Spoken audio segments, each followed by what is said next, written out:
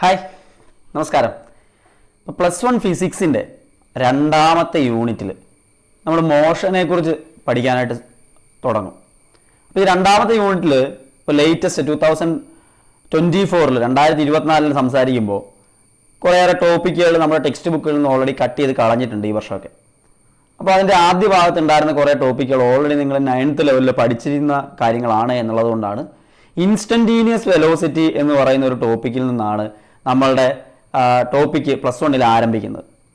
അപ്പോൾ അതുകൊണ്ട് ഇനി അങ്ങോട്ട് motion in a straight line, motion in a plane, laws of motion, അങ്ങനെ ഒരുപാട് ചാപ്റ്ററുകൾ നമുക്ക് ഇതേക്കുറിച്ച് പഠിക്കേണ്ടതായിട്ടുണ്ട്. അപ്പോൾ ഇതിലേക്ക് വരണമെങ്കിൽ നമ്മൾ 9th വെച്ച് കുറേ കാര്യങ്ങൾ പഠിച്ചിട്ട് ഭൂരിഭാഗം പേരും അത് കുറേ മറന്നു പോയിട്ടുണ്ടാവും. ആ കാര്യങ്ങളൊന്ന് റീകളക്ട് ചെയ്ത് എടുത്തിട്ട് വേണം, അല്ലെങ്കിൽ ഇതിൻ്റെ ടേമുകളൊന്നും നിങ്ങൾക്ക് മനസ്സിലാകാതെ പോകും. അപ്പോൾ അതൊന്ന് റീകളക്ട് ചെയ്തെടുക്കുക. ദെൻ നമ്മുടെ +1 ടോപ്പിക്കിലേക്ക് നമ്മൾ പതുക്കെ എൻ്റർ ചെയ്യുക. ഇതാണ് ഈ വീഡിയോയിൽ ചെയ്യാൻ പോകുന്നത്. അപ്പോൾ കൃത്യമായിട്ട് കേൾക്കുക, കൃത്യമായിട്ട് മനസ്സിലാക്കാനായിട്ട് ശ്രമിക്കുക. അപ്പോൾ മെക്കാനിക്സ് എന്ന് പറയുന്നത് ഫിസിക്സിലെ ഒരു ബ്രാഞ്ചാണ്. മോഷനൊക്കെ ആയിട്ട് ബന്ധപ്പെട്ടിട്ടുള്ള കാര്യങ്ങൾ, അതുപോലെ ഫോഴ്സ് എങ്ങനെയാണ് ഇതിനകത്ത് വരുന്നത്, ആപ്ലിക്കേഷൻ ഓഫ് ഫോഴ്സ് എങ്ങനെയാണ് മോഷൻ ഉണ്ടാക്കുന്നത്, ഇത്തരത്തിലുള്ള കാര്യങ്ങളൊക്കെയാണ് മെക്കാനിക്സ് എന്ന് പറയുന്ന ബ്രാഞ്ചിൽ നമ്മൾ പഠിക്കുക. മെക്കാനിക്സ് ആണ് ജനറലി നമ്മൾ ഈ കാര്യങ്ങളെല്ലാം പഠിക്കുന്ന ഫിസിക്സിലെ ബ്രാഞ്ച് എന്ന് പറയുന്നത്. അവിടെ തന്നെ ഈ മെക്കാനിക്സിലെ രണ്ട് പ്രധാനപ്പെട്ട ബ്രാഞ്ചുകളായിട്ട് തിരിക്കുന്നുണ്ട്: സ്റ്റാറ്റിക്സും ഡൈനാമിക്സും. എന്തൊക്കെയാ? സ്റ്റാറ്റിക്സും ഡൈനാമിക്സും. ഈ സ്റ്റാറ്റിക്സ് എന്ന് പറഞ്ഞു കഴിഞ്ഞാൽ പാർട്ടിക്കിൾ അറ്റ് റെസ്റ്റ് ആണ്. റെസ്റ്റിലിരിക്കുന്ന പാർട്ടിക്കിൾസിനെ കുറിച്ചുള്ള സ്റ്റഡിയാണ് സ്റ്റാറ്റിക്സിൽ നമ്മൾ ചെയ്യുക. ഓക്കെ, സ്റ്റാറ്റിക്സ് റെസ്റ്റിലിരിക്കുന്ന പാർട്ടിക്കിൾസിനെ കുറിച്ചുള്ള പഠനമാണ്. ഇപ്പൊ സ്റ്റാച്യു ഒക്കെ പറയാറില്ലേ, സ്റ്റാച്യു അനങ്ങാതെ നിൽക്കുന്നു എന്നുള്ളതാണ്. ഡൈനാമിക്സിലേക്ക് വരുമ്പോൾ അത് മോഷനിലുള്ള പാർട്ടിക്കിൾസിനെ കുറിച്ചുള്ള സ്റ്റഡിയാണ് ഡൈനാമിക്സ്. മെക്കാനിക്സിലെ രണ്ട് ബ്രാഞ്ചാണ് സ്റ്റാറ്റിക്സും ഡൈനാമിക്സും എന്ന് മനസ്സിലാക്കുക, പ്രധാനമായിട്ടുള്ള ക്ലാസിഫിക്കേഷൻ. ഇപ്പോൾ എന്താ ഈ മോഷൻ എന്ന് പറഞ്ഞാൽ, നിങ്ങൾക്ക് ഇപ്പോൾ സ്റ്റാറ്റിക്സ് എന്ന് പറഞ്ഞാൽ ഞാൻ പറഞ്ഞില്ലേ, ഒരു study of motion of object under the effect of force in equilibrium എന്നൊക്കെ പറയും സ്റ്റാറ്റിക്സ്. കുറച്ചുകൂടി സിമ്പിൾ ആയിട്ട് പറഞ്ഞാൽ റെസ്റ്റിലുള്ള സാധനങ്ങളെക്കുറിച്ച് ഇക്വിലിബ്രിയം ഫോഴ്സ് വരിക എന്ന് പറഞ്ഞു കഴിഞ്ഞാൽ അപ്പുറത്തും ഇപ്പുറത്തൊക്കെ ഒരുപോലെ ഫോഴ്സ് വന്നിട്ട് ആ പാർട്ടിക്കിൾസ് മൂവ് ചെയ്യാതിരിക്കുന്ന കണ്ടീഷൻ ആണ് അങ്ങനെ പറയാം. ജസ്റ്റ് അറിഞ്ഞിരുന്നാൽ മാത്രം മതി. ജസ്റ്റ് ബേസിക്സ് ആയിട്ടുള്ള കാര്യങ്ങളേ ഉള്ളൂ, ഒന്നും കേട്ട് പേടിക്കണ്ട. ഇപ്പോൾ സ്റ്റാറ്റിക്സ് എന്ന് പറഞ്ഞാൽ സിമ്പിൾ ആയിട്ട് പറഞ്ഞാൽ ആ പാർട്ടിക്കിൾസ് റെസ്റ്റിലായിരിക്കുമ്പോൾ ഉള്ളതിനെ കുറിച്ചിട്ടാണ്. റെസ്റ്റിൽ എന്ന് പറഞ്ഞാൽ എന്താ? മോഷനിലല്ല എന്നർത്ഥം, അതായത് അതിന്റെ പൊസിഷൻ മാറുന്നില്ല എന്നർത്ഥം. ഒരു പാർട്ടിക്കിൾ മോഷനിലാണെന്ന് പറയണമെങ്കിൽ അവിടെ പൊസിഷന് മാറ്റം ഉണ്ടാവണം. ഇപ്പൊ ഞാൻ ഇവിടെ നിൽക്കുമ്പോൾ എൻ്റെ പൊസിഷന് മാറ്റമില്ല അല്ലേ? 1 സെക്കൻഡ് കഴിഞ്ഞു, 2 സെക്കൻഡ് കഴിഞ്ഞു, 3 സെക്കൻഡ് കഴിഞ്ഞു, 4 സെക്കൻഡ് കഴിഞ്ഞു, എൻ്റെ പൊസിഷന് മാറ്റമില്ല. പക്ഷെ ഞാൻ ഇങ്ങോട്ടൊക്കെ മാറുകയാണ്, 1-2 മീറ്റർ അങ്ങോട്ടോ ഇങ്ങോട്ടോ മാറുകയാണെങ്കിൽ ടൈമിനനുസരിച്ച് എൻ്റെ പൊസിഷന് മാറ്റം ഉണ്ടാവുന്നു. അപ്പൊ പൊസിഷൻ ടൈമിനും സറൗണ്ടിങ്ങിനും അനുസരിച്ച് മാറുകയാണെങ്കിൽ നമ്മുടെ ഒരു പാർട്ടിക്കിൾസ് മോഷനിലാണെന്ന് പറയാൻ പറ്റും. ഇനി എത്ര സമയം കഴിഞ്ഞിട്ടും പൊസിഷന് മാറ്റം ഉണ്ടാകുന്നില്ലെങ്കിൽ പാർട്ടിക്കിൾസ് റെസ്റ്റിലാണെന്ന് പറയാൻ പറ്റും. സ്റ്റാറ്റിക്സ് എന്ന് പറഞ്ഞാൽ റെസ്റ്റിലിരിക്കുന്ന പാർട്ടിക്കിൾസിനെ കുറിച്ചുള്ള സ്റ്റഡിയാണ്. ഡൈനാമിക്സ് എന്ന് പറഞ്ഞാൽ മോഷനിലുള്ള പാർട്ടിക്കിൾസിനെ കുറിച്ചുള്ള സ്റ്റഡിയാണ്. ഇനി അവിടെ ഒരു വേർഡ് കൂടി നമ്മൾ പരിചയപ്പെടേണ്ടതായിട്ടുണ്ട്, കൈനമെറ്റിക്സ് എന്നാണ് പറയാം. കൈനമെറ്റിക്സ് അതായത് അതും മോഷനിലുള്ള പാർട്ടിക്കിൾസിനെ കുറിച്ചുള്ള സ്റ്റഡി തന്നെയാണ് കൈനമെറ്റിക്സ്. പക്ഷെ അവിടെ നമ്മൾ ഈ മോഷൻ ഉണ്ടാവുന്നത് എങ്ങനെയാണെന്നോ ഈ മോഷന് കാരണക്കാരനാവുന്ന ഫോഴ്സിനെ കുറിച്ചോ പഠിക്കില്ല. എവിടെ? കൈനമെറ്റിക്സിൽ. പക്ഷെ ഡൈനാമിക്സിലേക്ക് വരുമ്പോൾ അവിടെ മോഷനെ കുറിച്ചും പഠിക്കും, മോഷന് കാരണമാകുന്ന ഫോഴ്സിനെ കുറിച്ചും ഒക്കെ നമ്മൾ ഡീറ്റെയിൽ ആയിട്ട് പഠിക്കും. ജസ്റ്റ് ബ്രീഫ് അറിഞ്ഞിരിക്കുക, വേർഡ്സ് ഒന്ന് പരിചയപ്പെട്ടിരിക്കുക. സ്റ്റാറ്റിക്സ് റെസ്റ്റിലുള്ളതിനെ കുറിച്ചുള്ള സ്റ്റഡിയാണ്. ഡൈനാമിക്സ് എന്ന് പറയുന്ന മോഷനിലുള്ളതിനെ കുറിച്ചുള്ള സ്റ്റഡിയാണ്. അതിനകത്ത് അതിൻ്റെ റീസൺസ് ആയിട്ടുള്ള ഫോഴ്സിനെ കുറിച്ച് നമ്മൾ പഠിക്കും. എന്നാൽ കൈനമെറ്റിക്സിൽ അത് മോഷനെ കുറിച്ച് സ്റ്റഡി ചെയ്യുമ്പോൾ തന്നെ അതിൻ്റെ റീസണോ അതിൻ്റെ ബിഹൈൻഡ് ദ കാരണക്കാരനെ ഒന്നും നമ്മളവിടെ കൺസിഡർ ചെയ്യുന്നില്ല. ജസ്റ്റ് അതിൻ്റെ സ്പീഡ് എത്രയാണ്, അതിൻ്റെ വെലോസിറ്റി എത്രയാണ്, എത്ര ഡിസ്റ്റൻസ് ട്രാവൽ ചെയ്തു, ഇങ്ങനത്തെ കാര്യങ്ങൾ മാത്രമേ കൈനമെറ്റിക്സിൽ പറയത്തുള്ളൂ. ഓക്കെ, കോസ് ഓഫ് ദെയർ മോഷനെ കുറിച്ചിട്ട് നമ്മൾ കൺസിഡർ ചെയ്യുന്നില്ല. മറ്റതിൽ കോസ് ഓഫ് ദ മോഷനെ കുറിച്ച് കൺസിഡർ ചെയ്യുന്നുണ്ട് എന്നുള്ളതാണ്. അപ്പോൾ സ്റ്റാറ്റിക്സ്, ഡൈനാമിക്സ്, കൈനമെറ്റിക്സ് 3 വേർഡ്സ് ജസ്റ്റ് പരിചയപ്പെട്ടിരിക്കുക. ഇതൊക്കെ നേരത്തെ ടെക്സ്റ്റ് ബുക്കിനകത്ത് ഉണ്ടായിരുന്നതാണ്, ഇപ്പോൾ കട്ട് ചെയ്ത് കളഞ്ഞതാണ്. അതുകൊണ്ടാണ് ഞാൻ ആ വേർഡ്സിനെ ഒന്ന് പരിചയപ്പെട്ട് വിടുന്നത്. ഇനി റെഫറൻസ് പോയിന്റ്. ഇത് ഈ മോഷൻ എന്ന് പറയുന്ന അത്ര സിമ്പിൾ കാര്യമൊന്നുമില്ല കേട്ടോ. സിമ്പിളായിട്ട് നമ്മൾ പറഞ്ഞു അല്ലേ, ടൈമിന് അനുസരിച്ച് പൊസിഷൻ ഉണ്ടാവുന്ന മാറ്റമാണ് മോഷൻ എന്ന് വളരെ സിമ്പിളായിട്ട് നമ്മൾ പറഞ്ഞു. പക്ഷേ അതിൽ ഒരുപാട് കാര്യങ്ങൾ അകത്തേക്ക് കയറി വരും. ഇപ്പോൾ സിമ്പിളായിട്ട് നമ്മളെല്ലാവരും ഒരു മെട്രോ റെയിൽവേക്കകത്ത് അല്ലെങ്കിൽ മെട്രോ ബോഗിക്കകത്തിരിക്കുകയാണെന്ന് വിചാരിക്കുക, ട്രെയിനിനകത്തിരിക്കുകയാണെന്ന് വിചാരിക്കുക. നമ്മൾ പരസ്പരം ഫേസ് ടു ഫേസ് അല്ലേ, മെട്രോയുടെ ആ സീറ്റിൽ അങ്ങോട്ടും ഇങ്ങോട്ടും ഇരിക്കും, നമുക്ക് ഫേസ് ടു ഫേസ് കാണാൻ പറ്റും. ഫേസ് ടു ഫേസ് ഇരുന്ന് ഇങ്ങനെ നോക്കിക്കൊണ്ടിരിക്കുകയാണ്. മെട്രോ മൂവ് ചെയ്തുകൊണ്ടും ഇരിക്കുന്നു. നമ്മളെല്ലാം അതിനകത്ത് തന്നെ ഇങ്ങനെ അങ്ങോട്ടും ഇങ്ങോട്ടും നോക്കിയിരിക്കുമ്പോൾ മെട്രോയ്ക്ക് അകത്തിരിക്കുന്ന നമ്മളെ സംബന്ധിച്ച് നമ്മൾ ആർക്കും പരസ്പരം മോഷൻ ഇല്ല, നമ്മളെല്ലാവരും റെസ്റ്റിലാണ്, ആ സീറ്റിലിരിക്കുകയാണ്. എന്നാൽ പുറത്ത് നിൽക്കുന്ന ഒരാൾ മെട്രോ സ്റ്റേഷനകത്ത് നിന്ന് നമുക്ക് ടാറ്റയൊക്കെ തന്നൊരു ഗാർഡ് ഉണ്ടല്ലോ, അവിടെ കയറ്റി വിടുന്ന ആൾക്കാരൊക്കെ ഉണ്ട്, അവർ ടാറ്റയൊക്കെ തന്നു വിടുവാണെങ്കിൽ അവർ നോക്കുമ്പോൾ എന്താ, നമ്മളെല്ലാവരും മൂവ് ചെയ്യാണ്. അപ്പൊ എവിടെ നിന്നാണ് മോഷൻ ഒബ്സർവ് ചെയ്യുന്നത്, അല്ലെങ്കിൽ എന്തിനെ റെഫർ ചെയ്തുകൊണ്ടാണ്, അല്ലെങ്കിൽ ഏത് റെഫറൻസ് ഒബ്ജക്റ്റിനെ വെച്ചിട്ടാണ് നമ്മൾ മോഷൻ ഡിസ്ക്രൈബ് ചെയ്യുന്നത് എന്നതിനനുസരിച്ചിരിക്കും ഈ നമ്മൾ മോഷനിലാണോ നമ്മൾ റെസ്റ്റിലാണോ എന്നൊക്കെ പറയുന്നത്. ഓക്കെ, ഇപ്പൊ നമ്മളിപ്പോൾ റെസ്റ്റിലാണ്, ഞാനിവിടെ അനങ്ങാതെ നിൽക്കുകയാണെന്ന് പറഞ്ഞാൽ പോലും സണ്ണിനെ വെച്ച് നോക്കുവാണെങ്കിൽ നമ്മളെല്ലാവരും മൂവ് ചെയ്യല്ലേ, എർത്ത് മൊത്തത്തിൽ മൂവ് ചെയ്യല്ലേ. അപ്പൊ എന്തിനെ ആധാരമാക്കിക്കൊണ്ടാണ്, എന്തിനെ റെഫർ ചെയ്തുകൊണ്ടാണ് നമ്മൾ മോഷൻ ഡിസ്ക്രൈബ് ചെയ്യുന്നത് എന്നുള്ളതിന് വലിയ ഇമ്പോർട്ടൻസ് ഉണ്ട്. ഇപ്പോൾ കുട്ടിക്കാലത്തൊക്കെ ഏറ്റവും കൂടുതൽ എക്സൈറ്റ് ചെയ്തിട്ടുള്ള ഒരു കാര്യമായിരിക്കും, നമ്മളെല്ലാവരും വണ്ടിയിൽ ഇങ്ങനെ പോകുമ്പോൾ നമ്മുടെ കൂടെ മൂൺ വരും അല്ലേ. ഈ മൂൺ എന്തിനാണ് നമ്മുടെ കൂടെ ഇങ്ങനെ വന്നുകൊണ്ടിരിക്കുന്നത്, അല്ലെങ്കിൽ നമ്മൾ വണ്ടിക്കകത്തിരുന്ന് ട്രാവൽ ചെയ്യുന്ന സമയത്ത് മരങ്ങളും ട്രീസും മറ്റേ അപ്പുറത്ത് നിൽക്കുന്ന ആനിമൽസും ഒക്കെ അങ്ങോട്ട് ഓടുക, ബാക്കിലേക്ക് ഓടുന്നതായിട്ട് നമ്മൾ കാണുന്നത്. നമ്മൾ വിചാരിക്കുന്ന അവർ മൂവ് ചെയ്യാന്ന്, ചെറുപ്പത്തിൽ നമുക്ക് അത്രയും ചിന്തിക്കാനുള്ള കഴിവില്ലല്ലോ. അപ്പൊ ഇതെല്ലാം ശരിക്കും എന്താ, എവിടെ ഇരുന്നാണ് നമ്മൾ മോഷൻ ഒബ്സർവ് ചെയ്യുന്നത്, ഏത് റെഫറൻസ് പോയിന്റിനെ വെച്ചുകൊണ്ടാണ് മോഷൻ ഡിസ്ക്രൈബ് ചെയ്യുന്നത് എന്നതിനനുസരിച്ചായിരിക്കും മോഷനിലാണോ റെസ്റ്റിലാണോ എന്നൊക്കെ നമുക്ക് പറയാനായിട്ട് സാധിക്കുക. ഓക്കെ, അപ്പൊ ഇവിടെ +1 വരുമ്പോൾ കുറച്ചും കൂടി ഡീറ്റെയിൽ ആയിട്ട് ഈ റെഫറൻസ് പോയിന്റിനെ കുറിച്ചൊക്കെ പറയേണ്ടി വരും. 9th കാര്യങ്ങളാണ് ഞാൻ ഇപ്പോൾ ആദ്യം പറഞ്ഞത്. അതായത് നമ്മൾ സാധാരണ XYZ ആക്സിസ് ഒക്കെ വെച്ചിട്ട് നമ്മൾ എന്ത് ചെയ്യാറുണ്ട്, നമ്മളൊരു ഗ്രാഫ് വരയ്ക്കാറുണ്ട്. അപ്പോൾ XYZ ആക്സിസുകളെയൊക്കെ മ്യൂച്വലി പെർപെൻഡിക്കുലർ ആയിട്ടുള്ള ആക്സിസുകൾ, ഇതിനെയാണ് കോർഡിനേറ്റ് സിസ്റ്റംസ് എന്നൊക്കെ പറയാം കേട്ടോ. റെക്ടാങ്കുലാർ കോർഡിനേറ്റ് സിസ്റ്റം എന്ന് പറയും XYZ ആക്സിസിനെയൊക്കെ കാണിക്കാനായിട്ട്. അപ്പോൾ ഈ ആക്സിസുകൾ ഇങ്ങനെ അവരിങ്ങനെ ജോയിൻ ചെയ്യുന്ന ആ പോയിന്റിനെ നമ്മൾ O എന്നൊക്കെ വിളിക്കും, ഒറിജിൻ O എന്നൊക്കെ വിളിക്കും. ഇപ്പോൾ Z ആക്സിസ് ഉണ്ടെങ്കിൽ അതുകൂടി കൂടിയാൽ, ഇപ്പം നമ്മൾ സിമ്പിളായിട്ട് X, Y, Z ആക്സിസുകളൊക്കെ ചേർന്ന് ജോയിൻ ചെയ്യുന്ന ആ സ്ഥലത്തെ നമ്മൾ എന്ത് വിളിക്കും, ഒറിജിൻ എന്ന് വിളിക്കും. ഒറിജിൻ. അപ്പോൾ origin, the point of intersection of these 3 axis called origin. ആ ഒറിജിൻ ആണ് റെഫറൻസ് പോയിന്റ്. നമ്മൾ മോഷനെ കുറിച്ച് ഡിസ്ക്രൈബ് ചെയ്യുന്ന സമയത്ത് നമ്മൾ സാധാരണ രീതിയിൽ റെഫറൻസ് പോയിന്റ് ആയിട്ട് ഇവിടുന്ന് X ആക്സിൽ എന്തോരം മൂവ് ചെയ്തു, Y ആക്സിൽ എന്തോരം മൂവ് ചെയ്തു, Z ആക്സിൽ എന്തോരം മൂവ് ചെയ്തു എന്നൊക്കെ കാണിച്ചുകൊണ്ട് നമ്മൾ പോയിന്റ്സിനെ കാണിക്കും. അപ്പോൾ അവിടെ നമ്മുടെ റെഫറൻസ് പോയിന്റ് ആയിട്ട് എടുക്കുന്ന ആ ഒറിജിൻ ആണ് സാധാരണ രീതിയിൽ ഗ്രാഫിലൊക്കെ നമ്മൾ വരയ്ക്കുന്ന സമയത്ത്. ഗ്രാഫൊക്കെ നിങ്ങൾ 9th പഠിച്ചിട്ടുള്ളതാണ്, പക്ഷെ മറന്നു പോയിട്ടുണ്ട്, അത് ഞാനിപ്പോൾ ഓർപ്പിക്കാം, ഒന്നും പേടിക്കണ്ട. അപ്പോൾ ഇവിടെ ഇതിനനുസരിച്ചുകൊണ്ടാണ് എത്രത്തോളം ഒബ്ജക്റ്റ് ഡിസ്റ്റൻസ് മൂവ് ചെയ്തിട്ടുണ്ട്, അല്ലെങ്കിൽ ഏത് കോർഡിനേറ്റിൽ എന്തോരം മൂവ് ചെയ്തു എന്നൊക്കെ പറയാനായിട്ട് നമ്മൾ ഈ രീതിയിൽ കോർഡിനേറ്റ് സിസ്റ്റം ഉപയോഗിക്കും. അതിൽ റെഫറൻസ് പോയിന്റ് ആയിട്ട് ഒറിജിൻ OA ഉപയോഗിക്കും. ഇപ്പം നമ്മൾ സിമ്പിളായിട്ട് പറയുകയാണ്, ആ മരത്തെ വെച്ച് നോക്കുമ്പോൾ ഞാൻ ഇത്ര ദൂരം അകലെയാണ്, ആ മരത്തെ വെച്ച് നോക്കുമ്പോൾ ഞാൻ റെസ്റ്റിലാണ്, ആ മരത്തിൽ നിന്ന് ഞാൻ ഇത്ര ഏകരെ നടന്നുകൊണ്ടിരിക്കുകയാണ്, അതിൻ്റെ അകലെന്ന് കൂടിക്കൂടിക്കൊണ്ടിരിക്കുകയാണ്. നമ്മൾ ഏത് മരത്തെയാണ് റെഫറൻസ് ആയിട്ട് എടുത്തത് അതിനനുസരിച്ചാണ് മോഷൻ ഡിസ്ക്രൈബ് ചെയ്യുക അല്ലേ. അപ്പം അതുപോലെ തന്നെയാണ് എല്ലാ കാര്യങ്ങളിലും ഒരു റെഫറൻസ് പോയിന്റ് നമുക്ക് ആവശ്യമാണ് മോഷനെ ഡിസ്ക്രൈബ് ചെയ്യാനായിട്ട്. ഇതാ ഇപ്പം പറഞ്ഞു കഴിഞ്ഞ കാര്യം അല്ലേ, ഇവിടെ ഒറിജിൻ എന്ന് പറയുന്ന O അവിടെ ഉണ്ട് എന്ന് പറഞ്ഞു. ഇനി വേറൊരു സാധനം അവിടെ വരുന്നുണ്ട്, ഫ്രെയിം ഓഫ് റെഫറൻസ്. അപ്പോൾ റെക്ടാങ്കുലാർ കോർഡിനേറ്റ് സിസ്റ്റത്തെ കാണിച്ചു, അവിടെ ഒറിജിൻ O എന്ന് പറയുന്നതൊക്കെ പറഞ്ഞു, അതിനെ വെച്ചിട്ടാണ് മോഷനെ കുറിച്ച് പറയാമെന്ന് പറഞ്ഞു. ഇനി പുതിയൊരു ടേം, നിങ്ങൾ കേട്ടിട്ടില്ലാത്തൊരു ടേമാണ്, പക്ഷേ ഇപ്പോൾ ടെക്സ്റ്റ് ബുക്കിൽ ഇത് കട്ട് ചെയ്ത് കളഞ്ഞു, എങ്കിലും മുമ്പോട്ട് പോകുമ്പോൾ നിങ്ങൾക്ക് ഇത് ആവശ്യമായിട്ട് വരും, അതുകൊണ്ട് അറിഞ്ഞിരിക്കേണ്ട ഒരു ടേമാണ് ഫ്രെയിം ഓഫ് റെഫറൻസ് എന്ന് പറയും. എന്തുവാ ഫ്രെയിം ഓഫ് റെഫറൻസ്? എന്താ ഫ്രെയിം ഓഫ് റെഫറൻസ് എന്ന് പറഞ്ഞാൽ എന്നറിയോ? ഇപ്പൊ പറഞ്ഞ ഈ മോഷൻ ഡിസ്ക്രൈബ് ചെയ്യാനായിട്ട് നമ്മൾ ഗ്രാഫൊക്കെ വരയ്ക്കുന്ന സമയത്ത് XYZ ആക്സിസുകൾ ഉപയോഗിച്ചുകൊണ്ട് അല്ലെങ്കിൽ കോർഡിനേറ്റ് സിസ്റ്റത്തെ ഉപയോഗിക്കുന്നു പറഞ്ഞു. അതെന്തിനു വേണ്ടിയിട്ടാ? പൊസിഷൻ കാണിക്കാനാണ്. ഞാൻ നേരത്തെ പറഞ്ഞു, ടൈമിനനുസരിച്ച് പൊസിഷൻ ഉണ്ടാകുന്ന മാറ്റത്തെയാണ് നമ്മൾ മോഷൻ എന്ന് പറയുക. ടൈമിനനുസരിച്ച് പൊസിഷൻ മാറ്റമില്ലെങ്കിൽ നമ്മൾ റെസ്റ്റിലാണെന്ന് പറയാം. അപ്പോൾ ഈ മാറ്റത്തെ കാണിക്കാനായിട്ട്, ഈ മോഷനിലാണോ റെസ്റ്റിലാണോ എന്നൊക്കെ കറക്റ്റായിട്ട് അറിയണമെങ്കിൽ പൊസിഷൻ കാണിക്കണം. ഈ പൊസിഷൻ കാണിക്കാനായിട്ടാണ് X ആക്സും Y ആക്സും Z ആക്സും ഒക്കെയുള്ള ഈ കോർഡിനേറ്റ് സിസ്റ്റം ഉപയോഗിക്കുന്നത്. അപ്പൊ പൊസിഷൻ മാറുന്നത് എന്തിനനുസരിച്ചാ? സമയത്തിനനുസരിച്ചാ. അപ്പൊ ഇവിടെ ഒരു മോഷനെ കുറിച്ച് പഠിക്കണമെങ്കിൽ ആ പൊസിഷൻ മാറുന്നത് കാണാൻ ഇതുപോലെ XYZ ആക്സ് ഉള്ള കോർഡിനേറ്റ് സിസ്റ്റം വേണം, ടൈം മെഷർ ചെയ്യാൻ ഒരു ക്ലോക്കും വേണം അല്ലേ, ടൈം മെഷർ ചെയ്യാൻ ഒരു ക്ലോക്കും വേണം. അപ്പൊ ഇത്രയേ ഉള്ളൂ ഫ്രെയിം ഓഫ് റെഫറൻസ് എന്ന് പറഞ്ഞു കഴിഞ്ഞാൽ. ഒരു മോഷനെ കുറിച്ച് പഠിക്കാനായിട്ട് ഒരു കോർഡിനേറ്റ് സിസ്റ്റവും അതോടൊപ്പം ഒരു ക്ലോക്കും കൂടി ഉപയോഗിക്കുകയാണെങ്കിൽ അത് രണ്ടും കൂടി ചേർത്തിട്ട് ഒരു ഫ്രെയിം ഓഫ് റെഫറൻസ് ആണെന്ന് പറയാം. The coordinate system along with a clock to measure the time എന്ന് പറയുന്നതിനെയാണ് നമ്മൾ ഫ്രെയിം ഓഫ് റെഫറൻസ് എന്ന് വിളിക്കുന്നത്. ഫ്രെയിം ഓഫ് റെഫറൻസ് എന്ന് വിളിക്കുന്നത് കോർഡിനേറ്റ് സിസ്റ്റം ഉണ്ടാവും, ഒരു ക്ലോക്കും ഉണ്ടാവും. സിമ്പിൾ അല്ലേ? അപ്പോൾ ആ വേർഡ്സ് അറിഞ്ഞിരിക്കുക. ഇനി ഇതാ ഞാൻ നേരത്തെ പറഞ്ഞ കാര്യങ്ങൾ. A body is said to be at rest if its position remains constant. Position ടൈമിനനുസരിച്ച് മാറുന്നില്ല എങ്കിൽ with respect to its surrounding or frame of reference. Frame of റെഫറൻസിൽ പൊസിഷൻ മാറുന്നില്ല, ടൈം എന്തോരം കഴിഞ്ഞിട്ട് മാറുന്നില്ല, ക്ലോക്ക് ഓടിക്കൊണ്ടിരിക്കുകയാണ്. അപ്പോൾ ഫ്രെയിം ഓഫ് റെഫറൻസ് വെച്ചെന്ന് പറഞ്ഞു കഴിഞ്ഞാൽ അതിൽ ടൈം വരും, പൊസിഷൻ കാണുന്ന ആക്സിസുകളും വരും. അപ്പോൾ പൊസിഷൻ കോൺസ്റ്റന്റ് ആണ് സമയത്തിനനുസരിച്ച് അല്ലെങ്കിൽ ഫ്രെയിം ഓഫ് റെഫറൻസിനനുസരിച്ചെങ്കിൽ പാർട്ടിക്കുലർ റെസ്റ്റിലാണെന്ന് പറയാം. വളരെ സിമ്പിൾ അല്ലേ? ഇപ്പോൾ ഒരു മൗണ്ടൻ അല്ലെ ഒരു ബിൽഡിംഗ് ഒക്കെ നമ്മൾ നോക്കുമ്പോൾ അത് അങ്ങനെ അനങ്ങാതെ നിൽക്കുവാണല്ലേ, അപ്പോൾ അതെല്ലാം റെസ്റ്റിലാണെന്ന് പറയാം. ഇനി മോഷൻ എന്ന് പറയുമ്പോഴോ, ഒരു ബോഡി മോഷനിലാണെന്ന് പറയണമെങ്കിൽ അതിന്റെ പൊസിഷൻ എന്ന് പറയുന്നത് with respect to its surrounding അല്ലെങ്കിൽ ഫ്രെയിം ഓഫ് റെഫറൻസിനനുസരിച്ച് മാറിക്കൊണ്ടിരിക്കും, സമയത്തിനനുസരിച്ച് പൊസിഷൻ മാറുകയാണെങ്കിൽ നമുക്കതിനെ മോഷനിലാണ് എന്ന് പറയാം. ഇനി സിമ്പിളായിട്ട് ഓർത്തിരിക്കേണ്ട 1-2 കാര്യങ്ങളാണ് മോഷൻ ഇൻ 1, 2 or 3 ഡയമെൻഷൻ എന്ന് പറയുന്നത്. നമുക്ക് ഇനി മുമ്പോട്ട് പഠിക്കാൻ നേരത്ത് 1 dimensional motion, 2 dimensional motion, 3 dimensional motion ഇങ്ങനെ പഠിക്കാനുണ്ട്. 1 ഡയമെൻഷണൽ, 2 ഡയമെൻഷണൽ, 3 ഡയമെൻഷണൽ മോഷൻസ്. ഇവിടെ 1 ഡയമെൻഷണൽ മോഷൻ എന്ന് പറഞ്ഞാൽ എന്താണ്? ഒരൊറ്റ ഡയമെൻഷനേ ഉള്ളൂ.